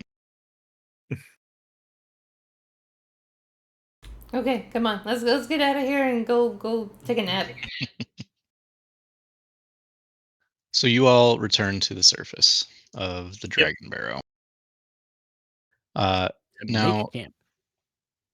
I'm under the impression that you all are trying to lure a dragon here. So would you all like to go to the Sword Coast map or stay on this map? I mean, I would I'm trying to anticipate lure it, the yeah. Sword Coast map is probably the case because I don't think we could fit a dragon inside of the barrow like that. It doesn't look like it would support the amount of space required. It would So- not. No. Okay, yeah.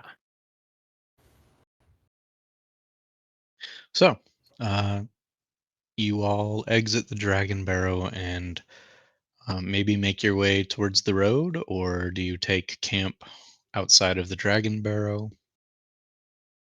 To put it in perspective, you all traveled here and went in as soon as you arrived. And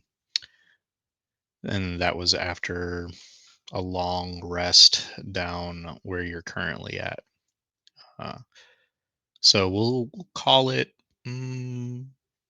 probably close to dusk at this point.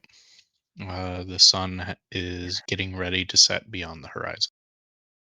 It's close to dusk. We might as well make camp here. There's no point in trying to push. Thorn Into the night. thinks that traveling at any pace right now, with all of us being so worn down, is a very bad idea. Thorn thinks we should just set up camp here and go sleep. Yes, I would agree. Stay up camp is a good call. My husband says, okay, from the bathroom. He's peeing. Okay. Noted. OKP taken into account. Yeah, I mean that would be part of our camping ritual. So Yeah. Yeah. He said it's Mountain Dew pee. he's not wrong.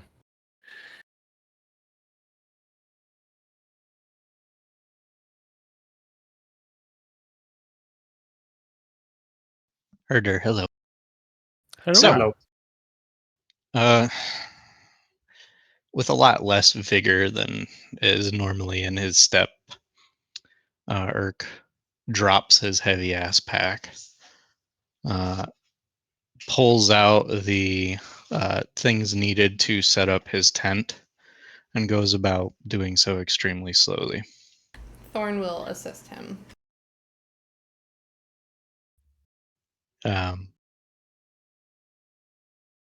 For those looking or attentive to Urk, he is very much out of sorts, lost in his own thoughts, making mundane mistakes almost at every turn that he takes. From setting up the wrong peg to tying it down wrong, tying the wrong knot in the wrong place, and otherwise just honestly being more of a nuisance than a help at setting up the camp. Why don't you just sit down for a little bit? Um, as if a dog, he just sits where he's at, straight down on his ass, and he puts his head in his clawed hands, and just you see his eyes shut. Um, but you all continue to set up camp. Um, does anybody go hunting this evening, or are you just foraging? I think Thorn will mostly just try to forage for whatever she can find with her Outlander feet. Okay. So you go foraging. I'd like you to roll me a perception check.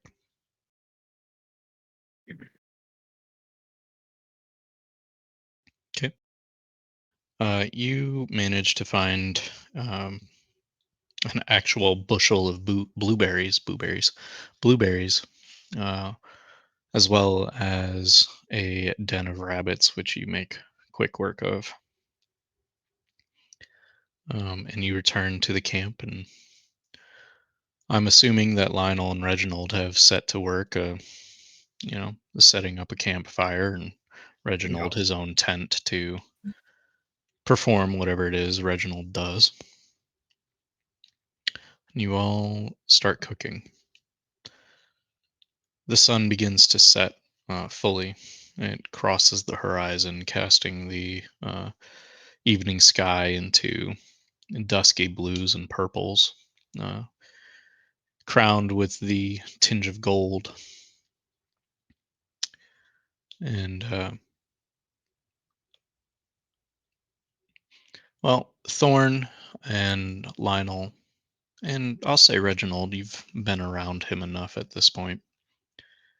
You all notice that uh, the presence of Dominique is in the air, as if not showing himself, but being around.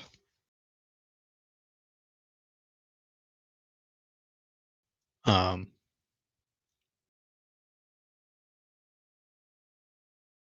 Urk himself, after his tent is set up, simply goes inside and lays down on his bedroll.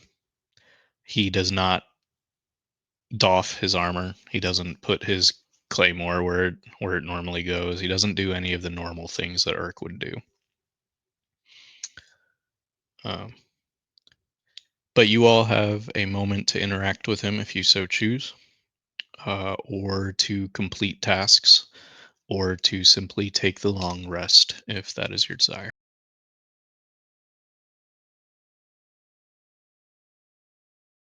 I think Lionel would get up and go over to Eric's tent and go over to him and sit down next to him and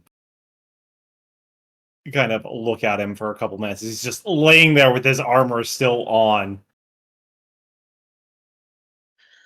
Roll me an insight check. I'm great at those.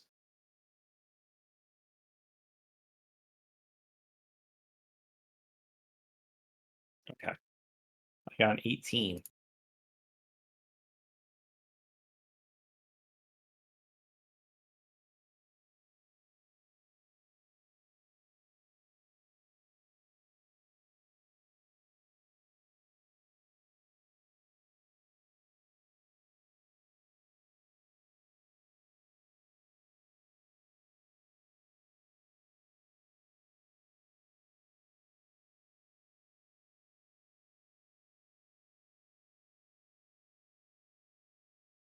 Sounds like you're getting secrets. Probably. You're getting tip taps. He's tip tap tap tap tap tap tap.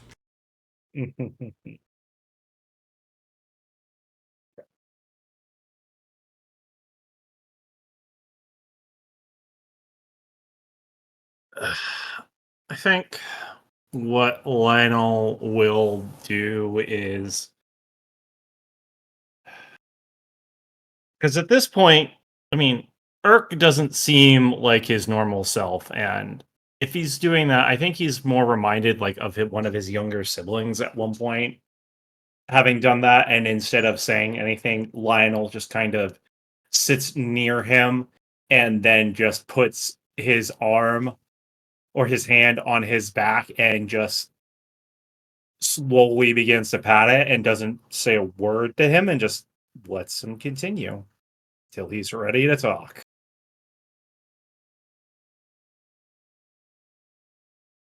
At your touch, he jerks away from you and immediately composes himself.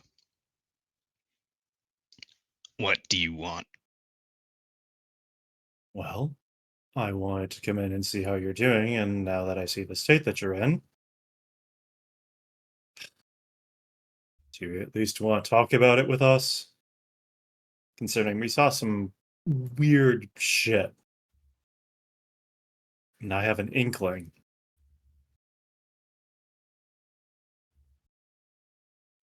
He lets out a heavy sigh.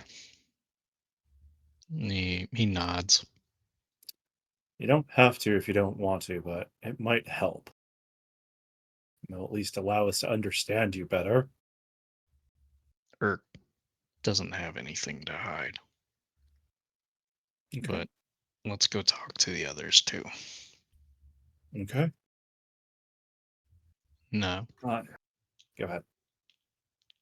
He gets up, still unsteady on his feet, and he grabs the loot off of his pack, his loot, and he uncharacteristically drags it with him out into the rest of the camp.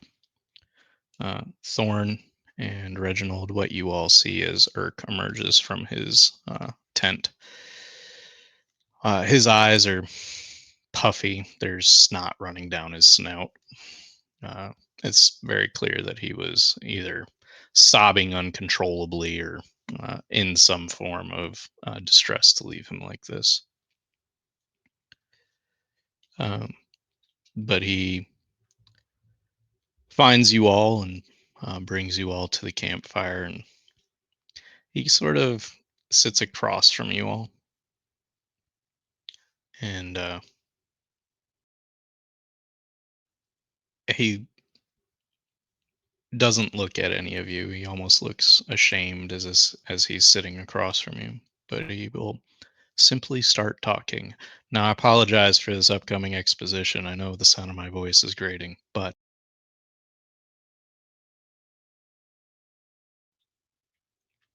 Irk would like to apologize for dying, for failing you all.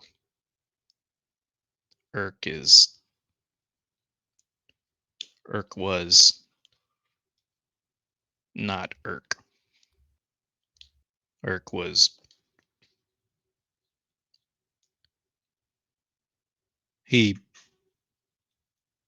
grips the neck of the lute extremely tightly, and you hear the stress of the wood and the chords as they grate.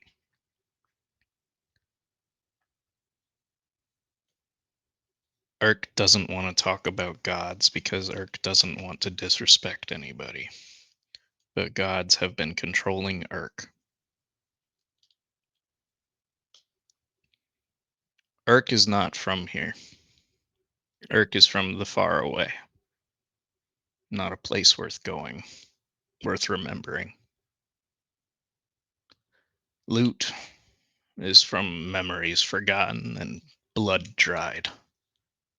Relic old like the bones of the sky. Gifted or taken by frenemies alike. Don't matter. Blood's gonna dry.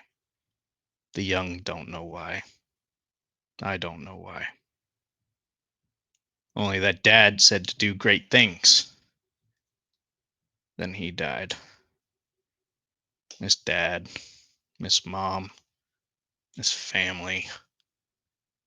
I'm so angry. But this loot. And at this point he tries to throw it. You can see there's like a gentle, like he wants to throw it, but he can't. And he lets out a long sigh. The loot of calms. Keeps company when the blood dries. Sometimes it sings. Sometimes it plays me. Sometimes I play it. It's always a good tune. I don't always get to remember it, though. You asked me about gods a while ago, and I blew up because I don't worship gods, and I have a very dim view of them. And that's because Bahamut uses me. Bahamut uses a kobold. Like a puppet. And Tiamat has used me. And 4 other gods have used me. And this is not the first time I have died, but it is the first time I have died and felt truly free of their influence.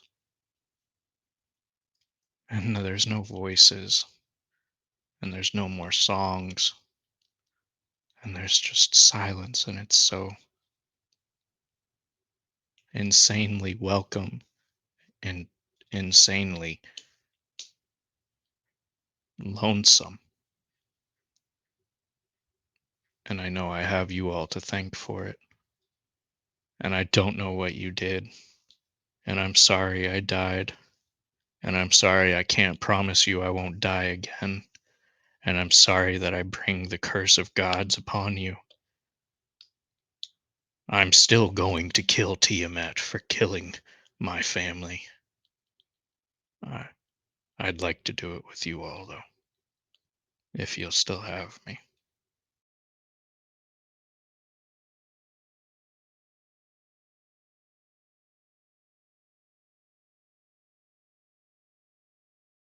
I think that Thorn, in particular, is listening with a little bit more, I'll say a little bit more attention and raptness than Thorn normally does, because it pertains to her.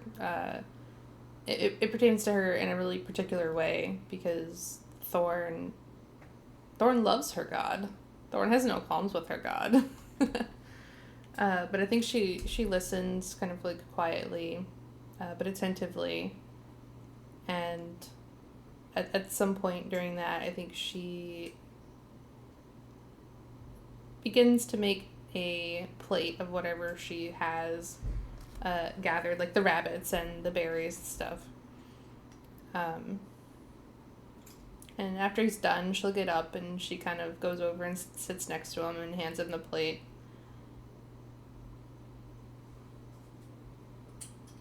Thorn didn't initially want you to come with us because Thorn thought that you were replacing Thorn, and Thorn maybe thinks that that's still a little bit true. But Urk is the closest thing Thorn knows to another kobold who is willing to talk to Thorn about being a kobold. So Thorn has no problems with Urk, tagging along and staying with us to help kill the dragon. As long as Urk knows that Thorn's going to eat the dragon and Thorn's going to eat the dragon's heart.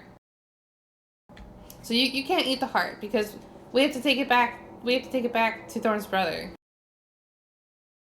And Thorn is very sorry that your experience with the gods was not a pleasant one. But if Urk wanted family, Urk can be family. Urk can be a Camote. The Camotes have lots of family.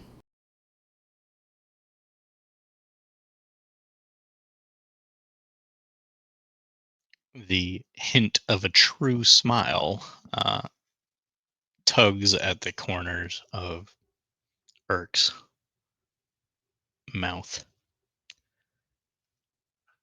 And he nods at you. Urk still has family in the kobolds, Falcon's hunting lodge, but he knows that they don't consider him family. Urk's from another tribe, a tribe long dead.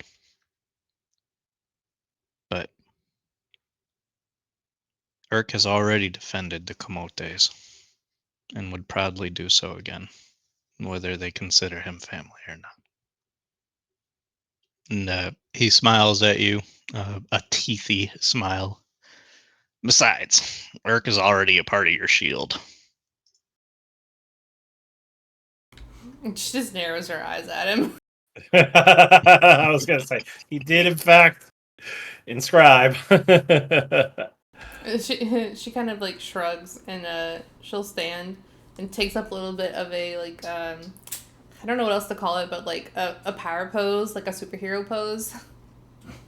Well, it sounds to Thorn like you're agreeing to be a Kamote and you can't take that back, which means that you have to listen to Thorn now because Thorn is the Kamote speaker. Thorn is the boss now. Forgive me for this. Actually, oh god damn it.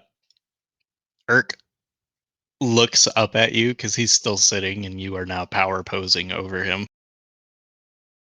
And he says, Urk already does everything you tell him to, so what's different, I guess. Exactly.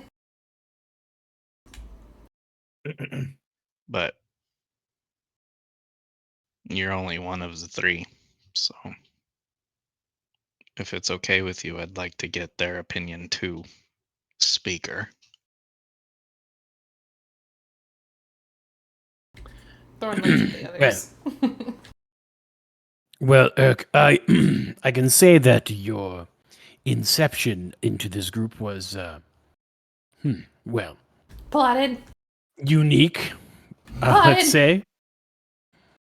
However, you have become a fixture among things, and well, I don't believe we should change that in time in the near future, so I see no reason for you to depart.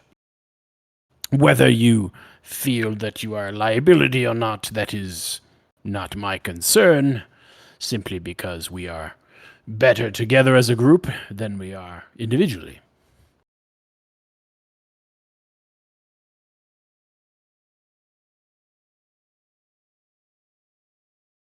Urk will do his best to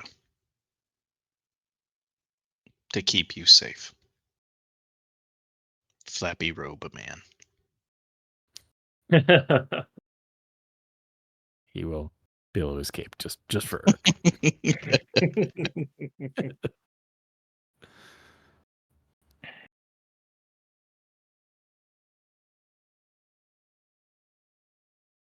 think I would look at Urk from across the fire.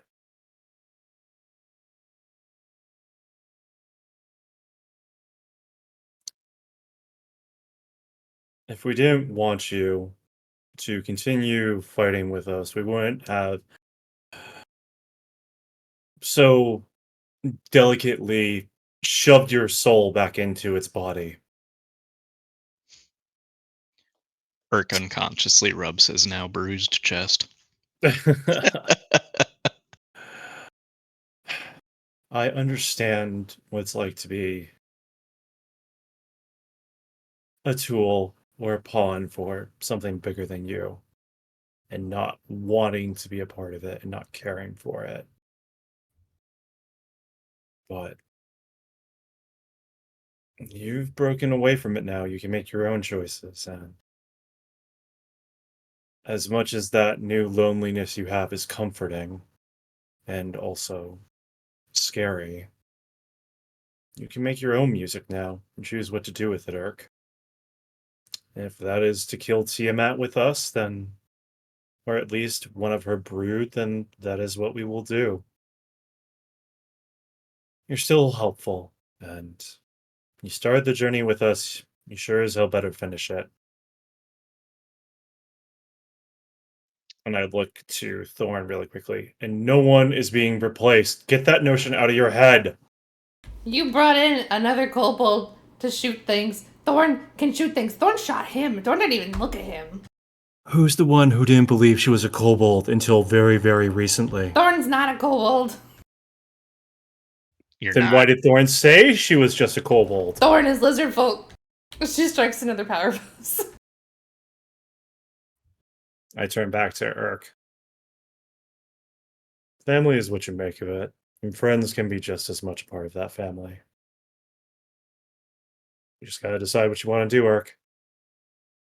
You're free now.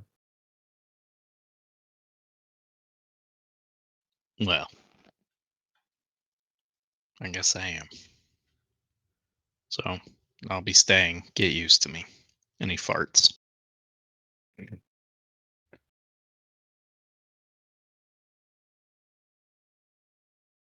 hard to say no to that, right? Yeah. Yeah, just try to open your mouth right now. No. No. No, No. thank you. No. There have been enough disgusting things today. Very quietly, almost imperceptibly, you hear him say to each of you, "Thank you for saving my life."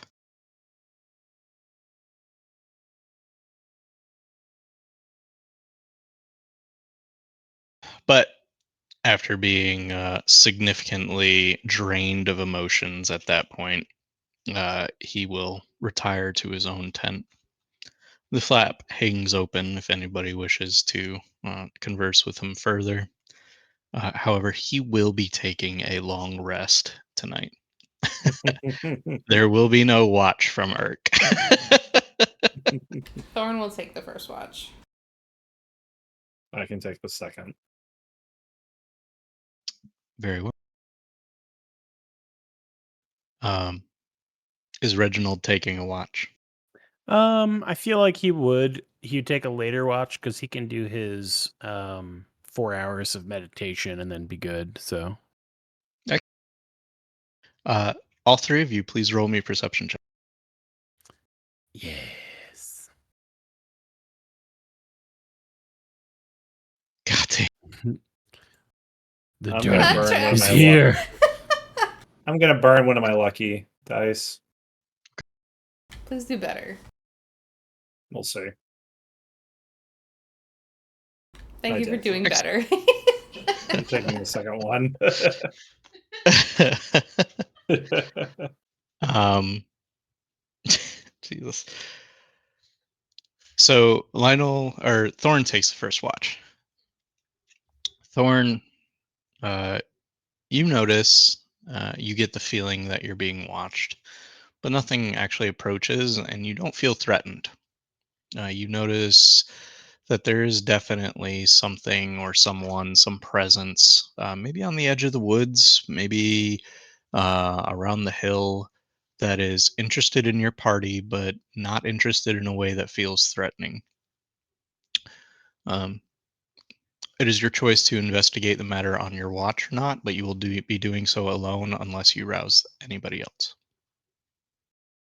I think if Thorn feels that it's not threatening, um, she'll draw her shield, but not her sword. And she'll go investigate. I think. I don't think she wants to wander too far from the camp, but she'll go just a little ways out and just check out what's going on. Little ears spinning around like satellites.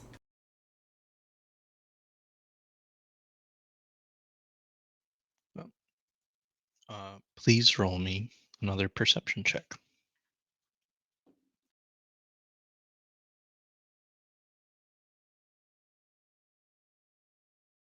So you get close to whatever this is. Uh, but you either step on a twig or make the wrong sound, and whatever it is, you lose track of it pretty quickly. Um, you don't actually see it leave, but it does leave. The rest of your watch, if you choose to, well, do you choose to give chase? Or choose to look for it further, I guess is what I should say. Hmm. I think curiosity's got Thorn, even as tired and beaten down as she is. I think she would investigate a little further, but she's not gonna chase it like into the woods or anything. Okay. Please roll me another perception check.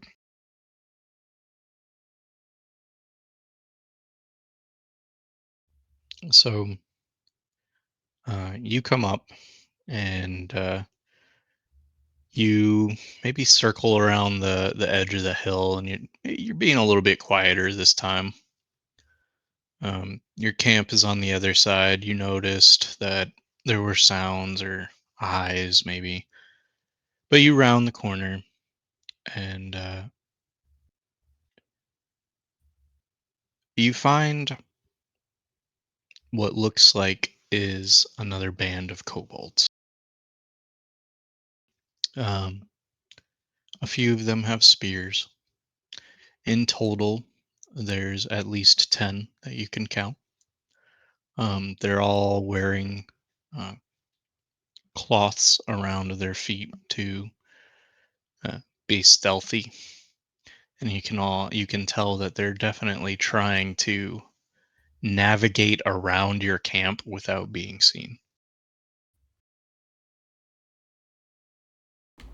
Do they see Thorn? Not yet. You have a moment on whether or not you can choose to engage them. If you do, they will react to however you approach them, or they will, uh, or you can leave them. The choice is yours. I think Tired Thorn has no tact. So I think she just. I think she puts her shield away and just kind of like puts her hands up in front of her a little bit, like a. It's like a peaceful gesture, like I mean no harm kind of gesture. And she just kind of calls out in Draconic.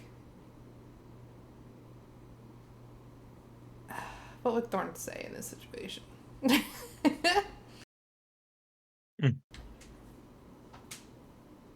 Thorn's camp is friendly. You don't need to sneak around. You can just pass by. It's okay. We're not gonna attack you. The group immediately huddles in on each other, uh, creating a very tight knit pack with spears pointed in your direction. Um, there's a moment of silence, some whispering going on, and they call back out to you in Draconic. We're missing 8. Have you seen them? 8. Has Thorn seen any other kobolds? Aside from the ones that were at the fucking hunting lodge? Yes, you have. Whether or not you as a person and or player remember them is totally on you right now. I don't remember. I don't remember seeing any other kobolds. I know we saw the ones at we saw the ones at the Oh, hunting lodge. they're Oh, also the the ones ones that that attacked attacked us? us. Yeah.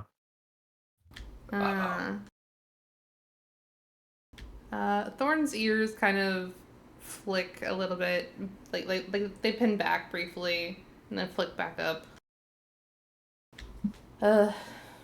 Thorn encountered some tempered kobolds not very long ago, but Thorn does not know if they were part of your tribe or not.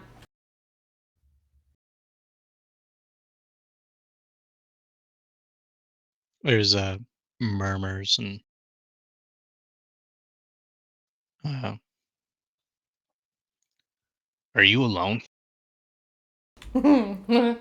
Are you alone? I think that question sets Thorn a little bit on edge. And Kobold she taps. kind of narrows her gaze a little bit. No, Thorn is not alone. But Thorn has already said Thorn's camp is peaceful. Thorn will not attack unless we are provoked. Another voice rings out from the group. Did you kill them? We're fucked. Certainly did. Yeah, I don't think Thorn would lie. Thorn's group was attacked by the tempered kobolds, and we did kill them. Yes. You hear a low moan of despair, and two of the spears that are pointed at you retreat back into the group as you hear crying. Sad.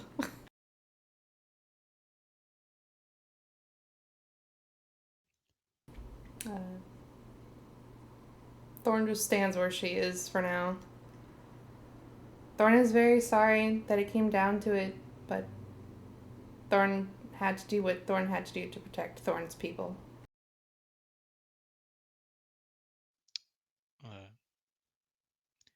Someone steps into your actual vision at this point.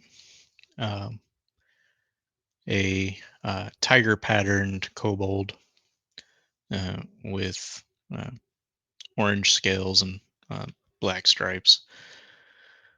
He wielding a stone tipped wooden spear, thrusts it into the ground, and he walks up to you. And he's big for a kobold, standing chest and shoulders above you.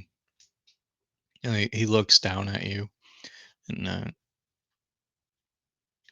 he says, "You set them free." Thorn nods.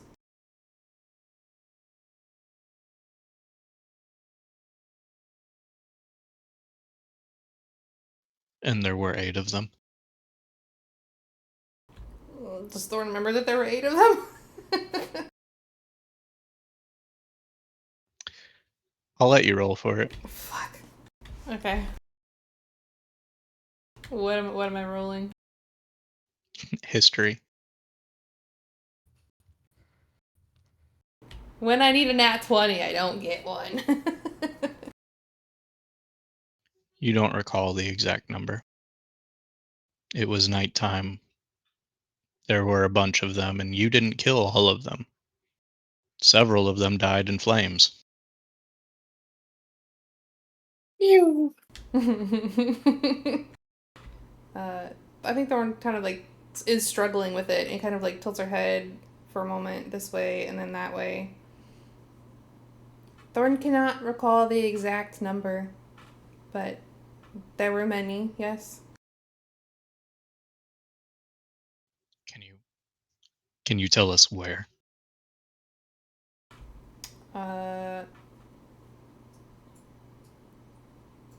as a player, do not remember, but Thorn, being an Outlander, probably would remember where they were.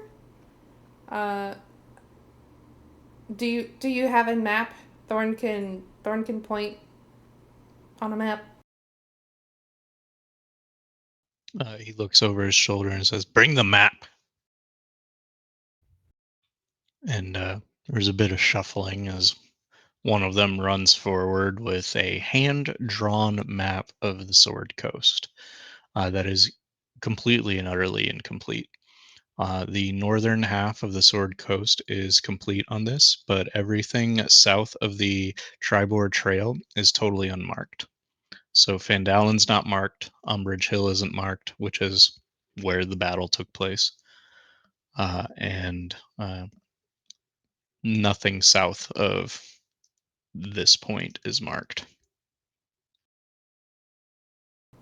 Thorn will take the time to try to like show how far down the road goes, and then like how it branches off, and she puts a little X like where Umbridge Hill would be. Roll me a perception check.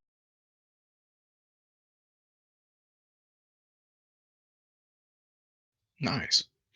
So you're looking at this map and trying to figure out scales and whatnot. And you've seen maps before, especially drawn by lizard folk. I mean, they're in similar fashion, but you notice that there are certain markings over several locations inside of the Neverwinter Wood and the Star Meadow Hills to the east of them. Some of them have markings that indicate what you believe to be friends, and some of them have markings which indicate uh, either a battle or a tragedy. You notice specifically over where you expect you to see Falcon's Hunting Lodge is a friendly mark, and to the west of that is a mark that is just near scribbles almost the entire length of what would have been the river there. But you make your marks and you inform them, and this towering kobold thanks you and apologizes to you. We are sorry that uh, you you had to put them down. They left us some months ago. We were afraid of this. We didn't want to believe it to be true, but I guess here we are. They didn't they didn't hurt anybody in your party, did they? Oh, I mean, not, not, uh, nothing lasting. Damn near killed Reginald's dad. What are you on about? He's fine. Got better. Thorn says that, and then she kind of like thumps her chest with a fist, like just once. Thorn and Thorn's friends are working towards making this not happen again. We're gonna stop the dragon. Just hang in there a little bit longer until we can.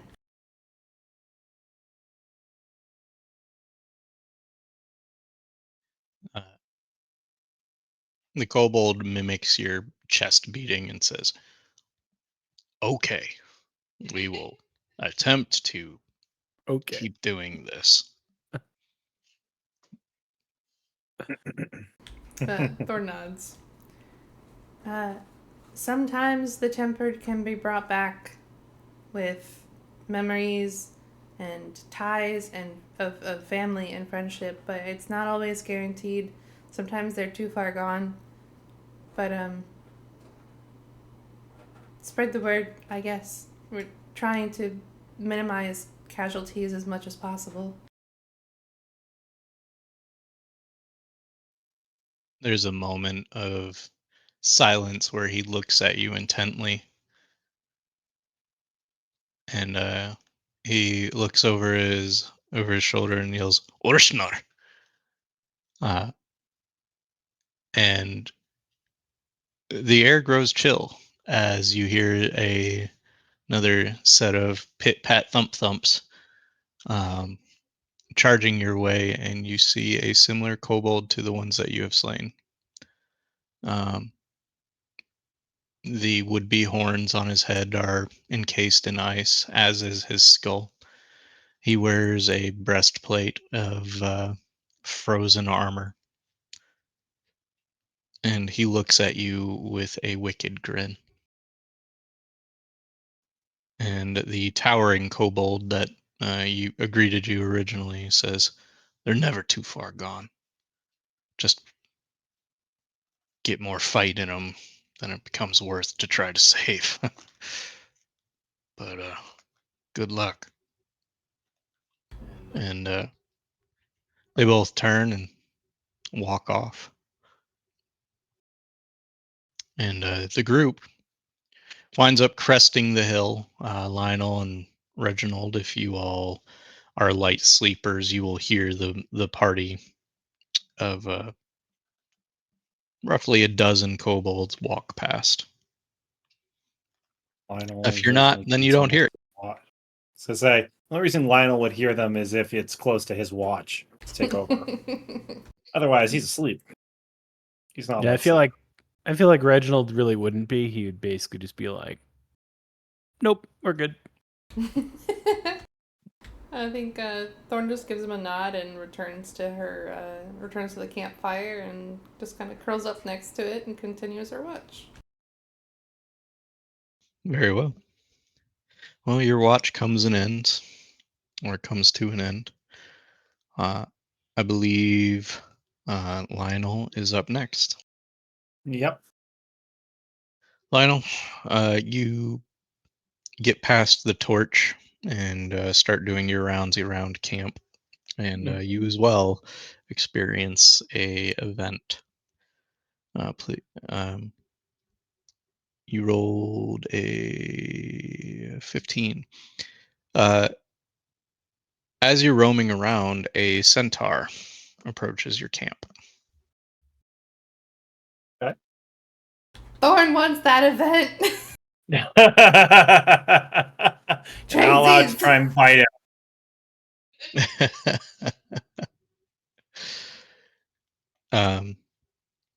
He approaches.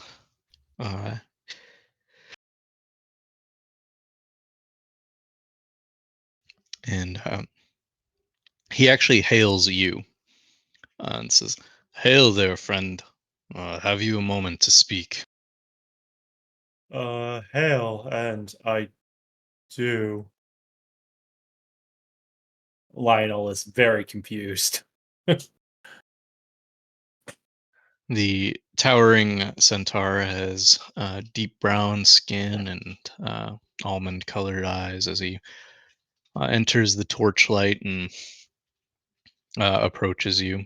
There is a longbow slung on his back. And, he asks you, "From which direction are you coming, friend?" I literally point back towards the Dragon Barrow, which is kind of at our back at this point.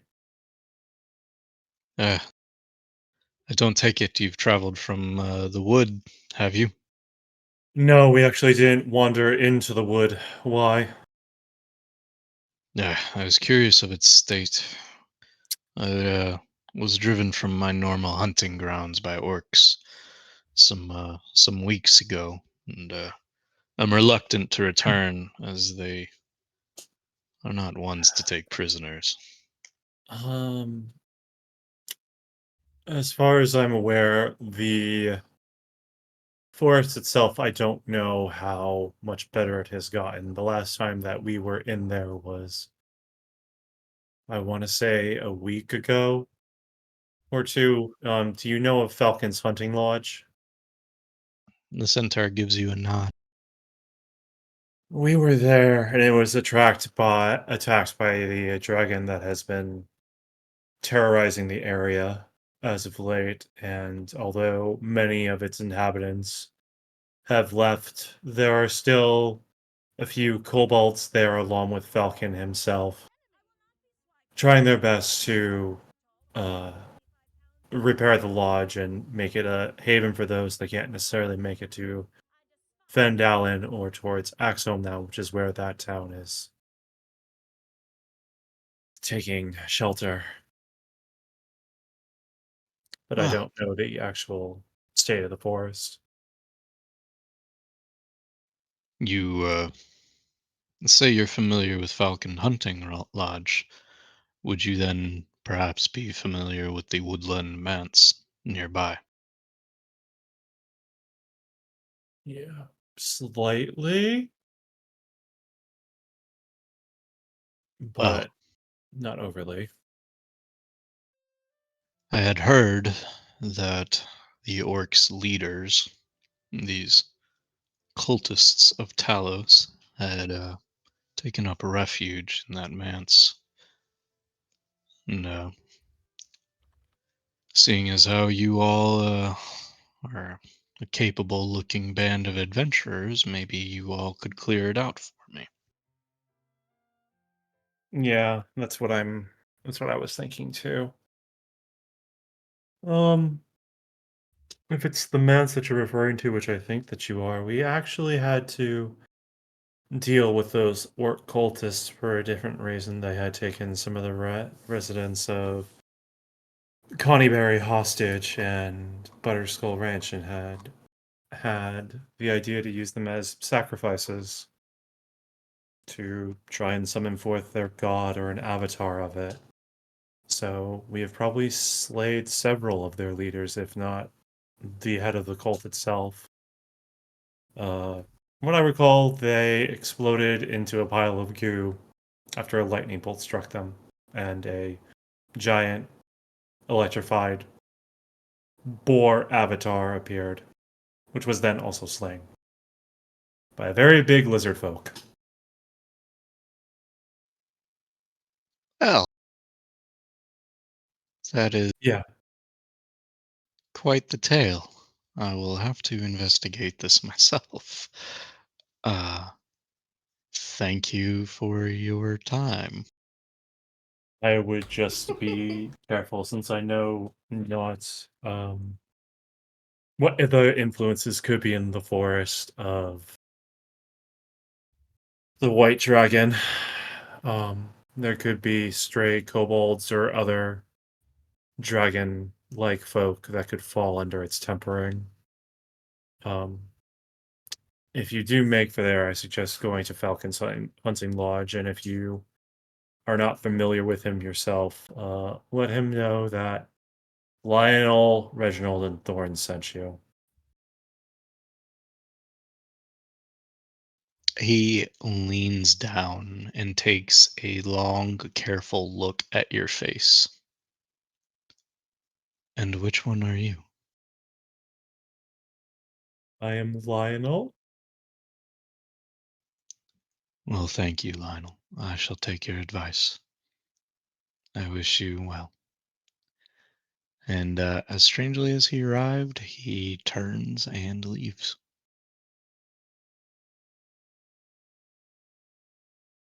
Midnight so talks with confused. the centaur, y'all.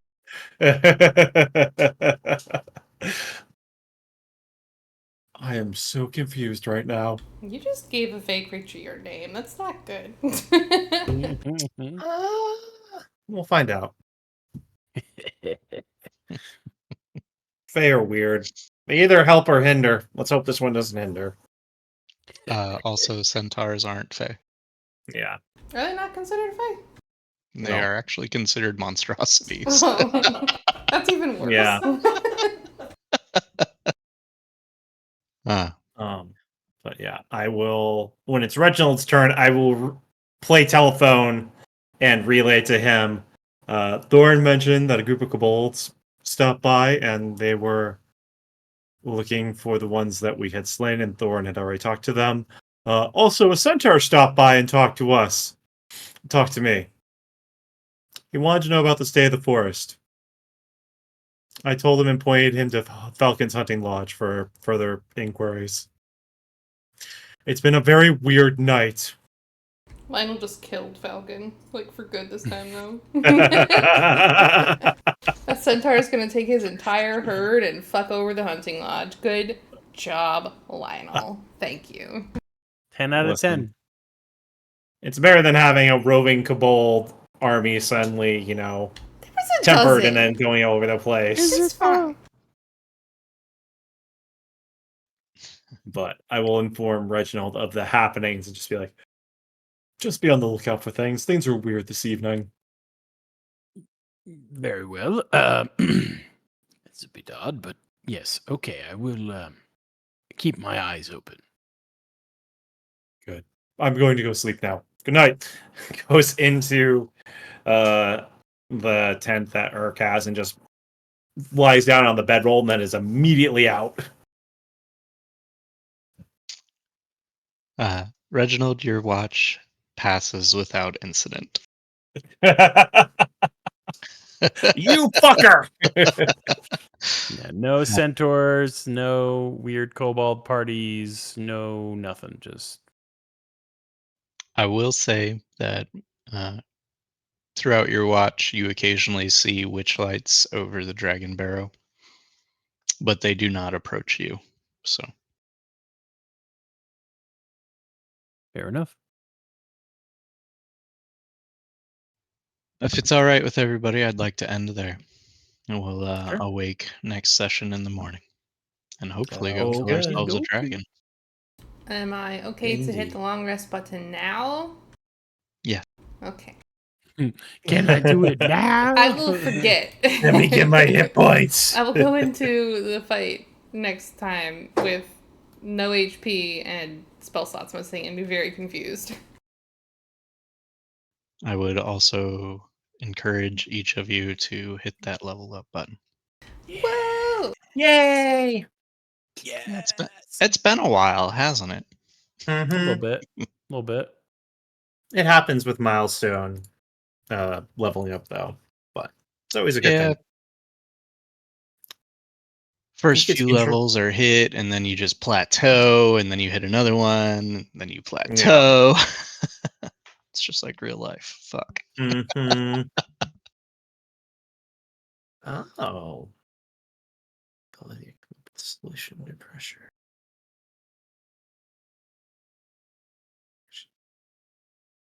Oh, I got something fun this level. Thorn got more HP. I got more HP and I got Flash of Genius. I also got Aura of Conquest as well, so That's fun.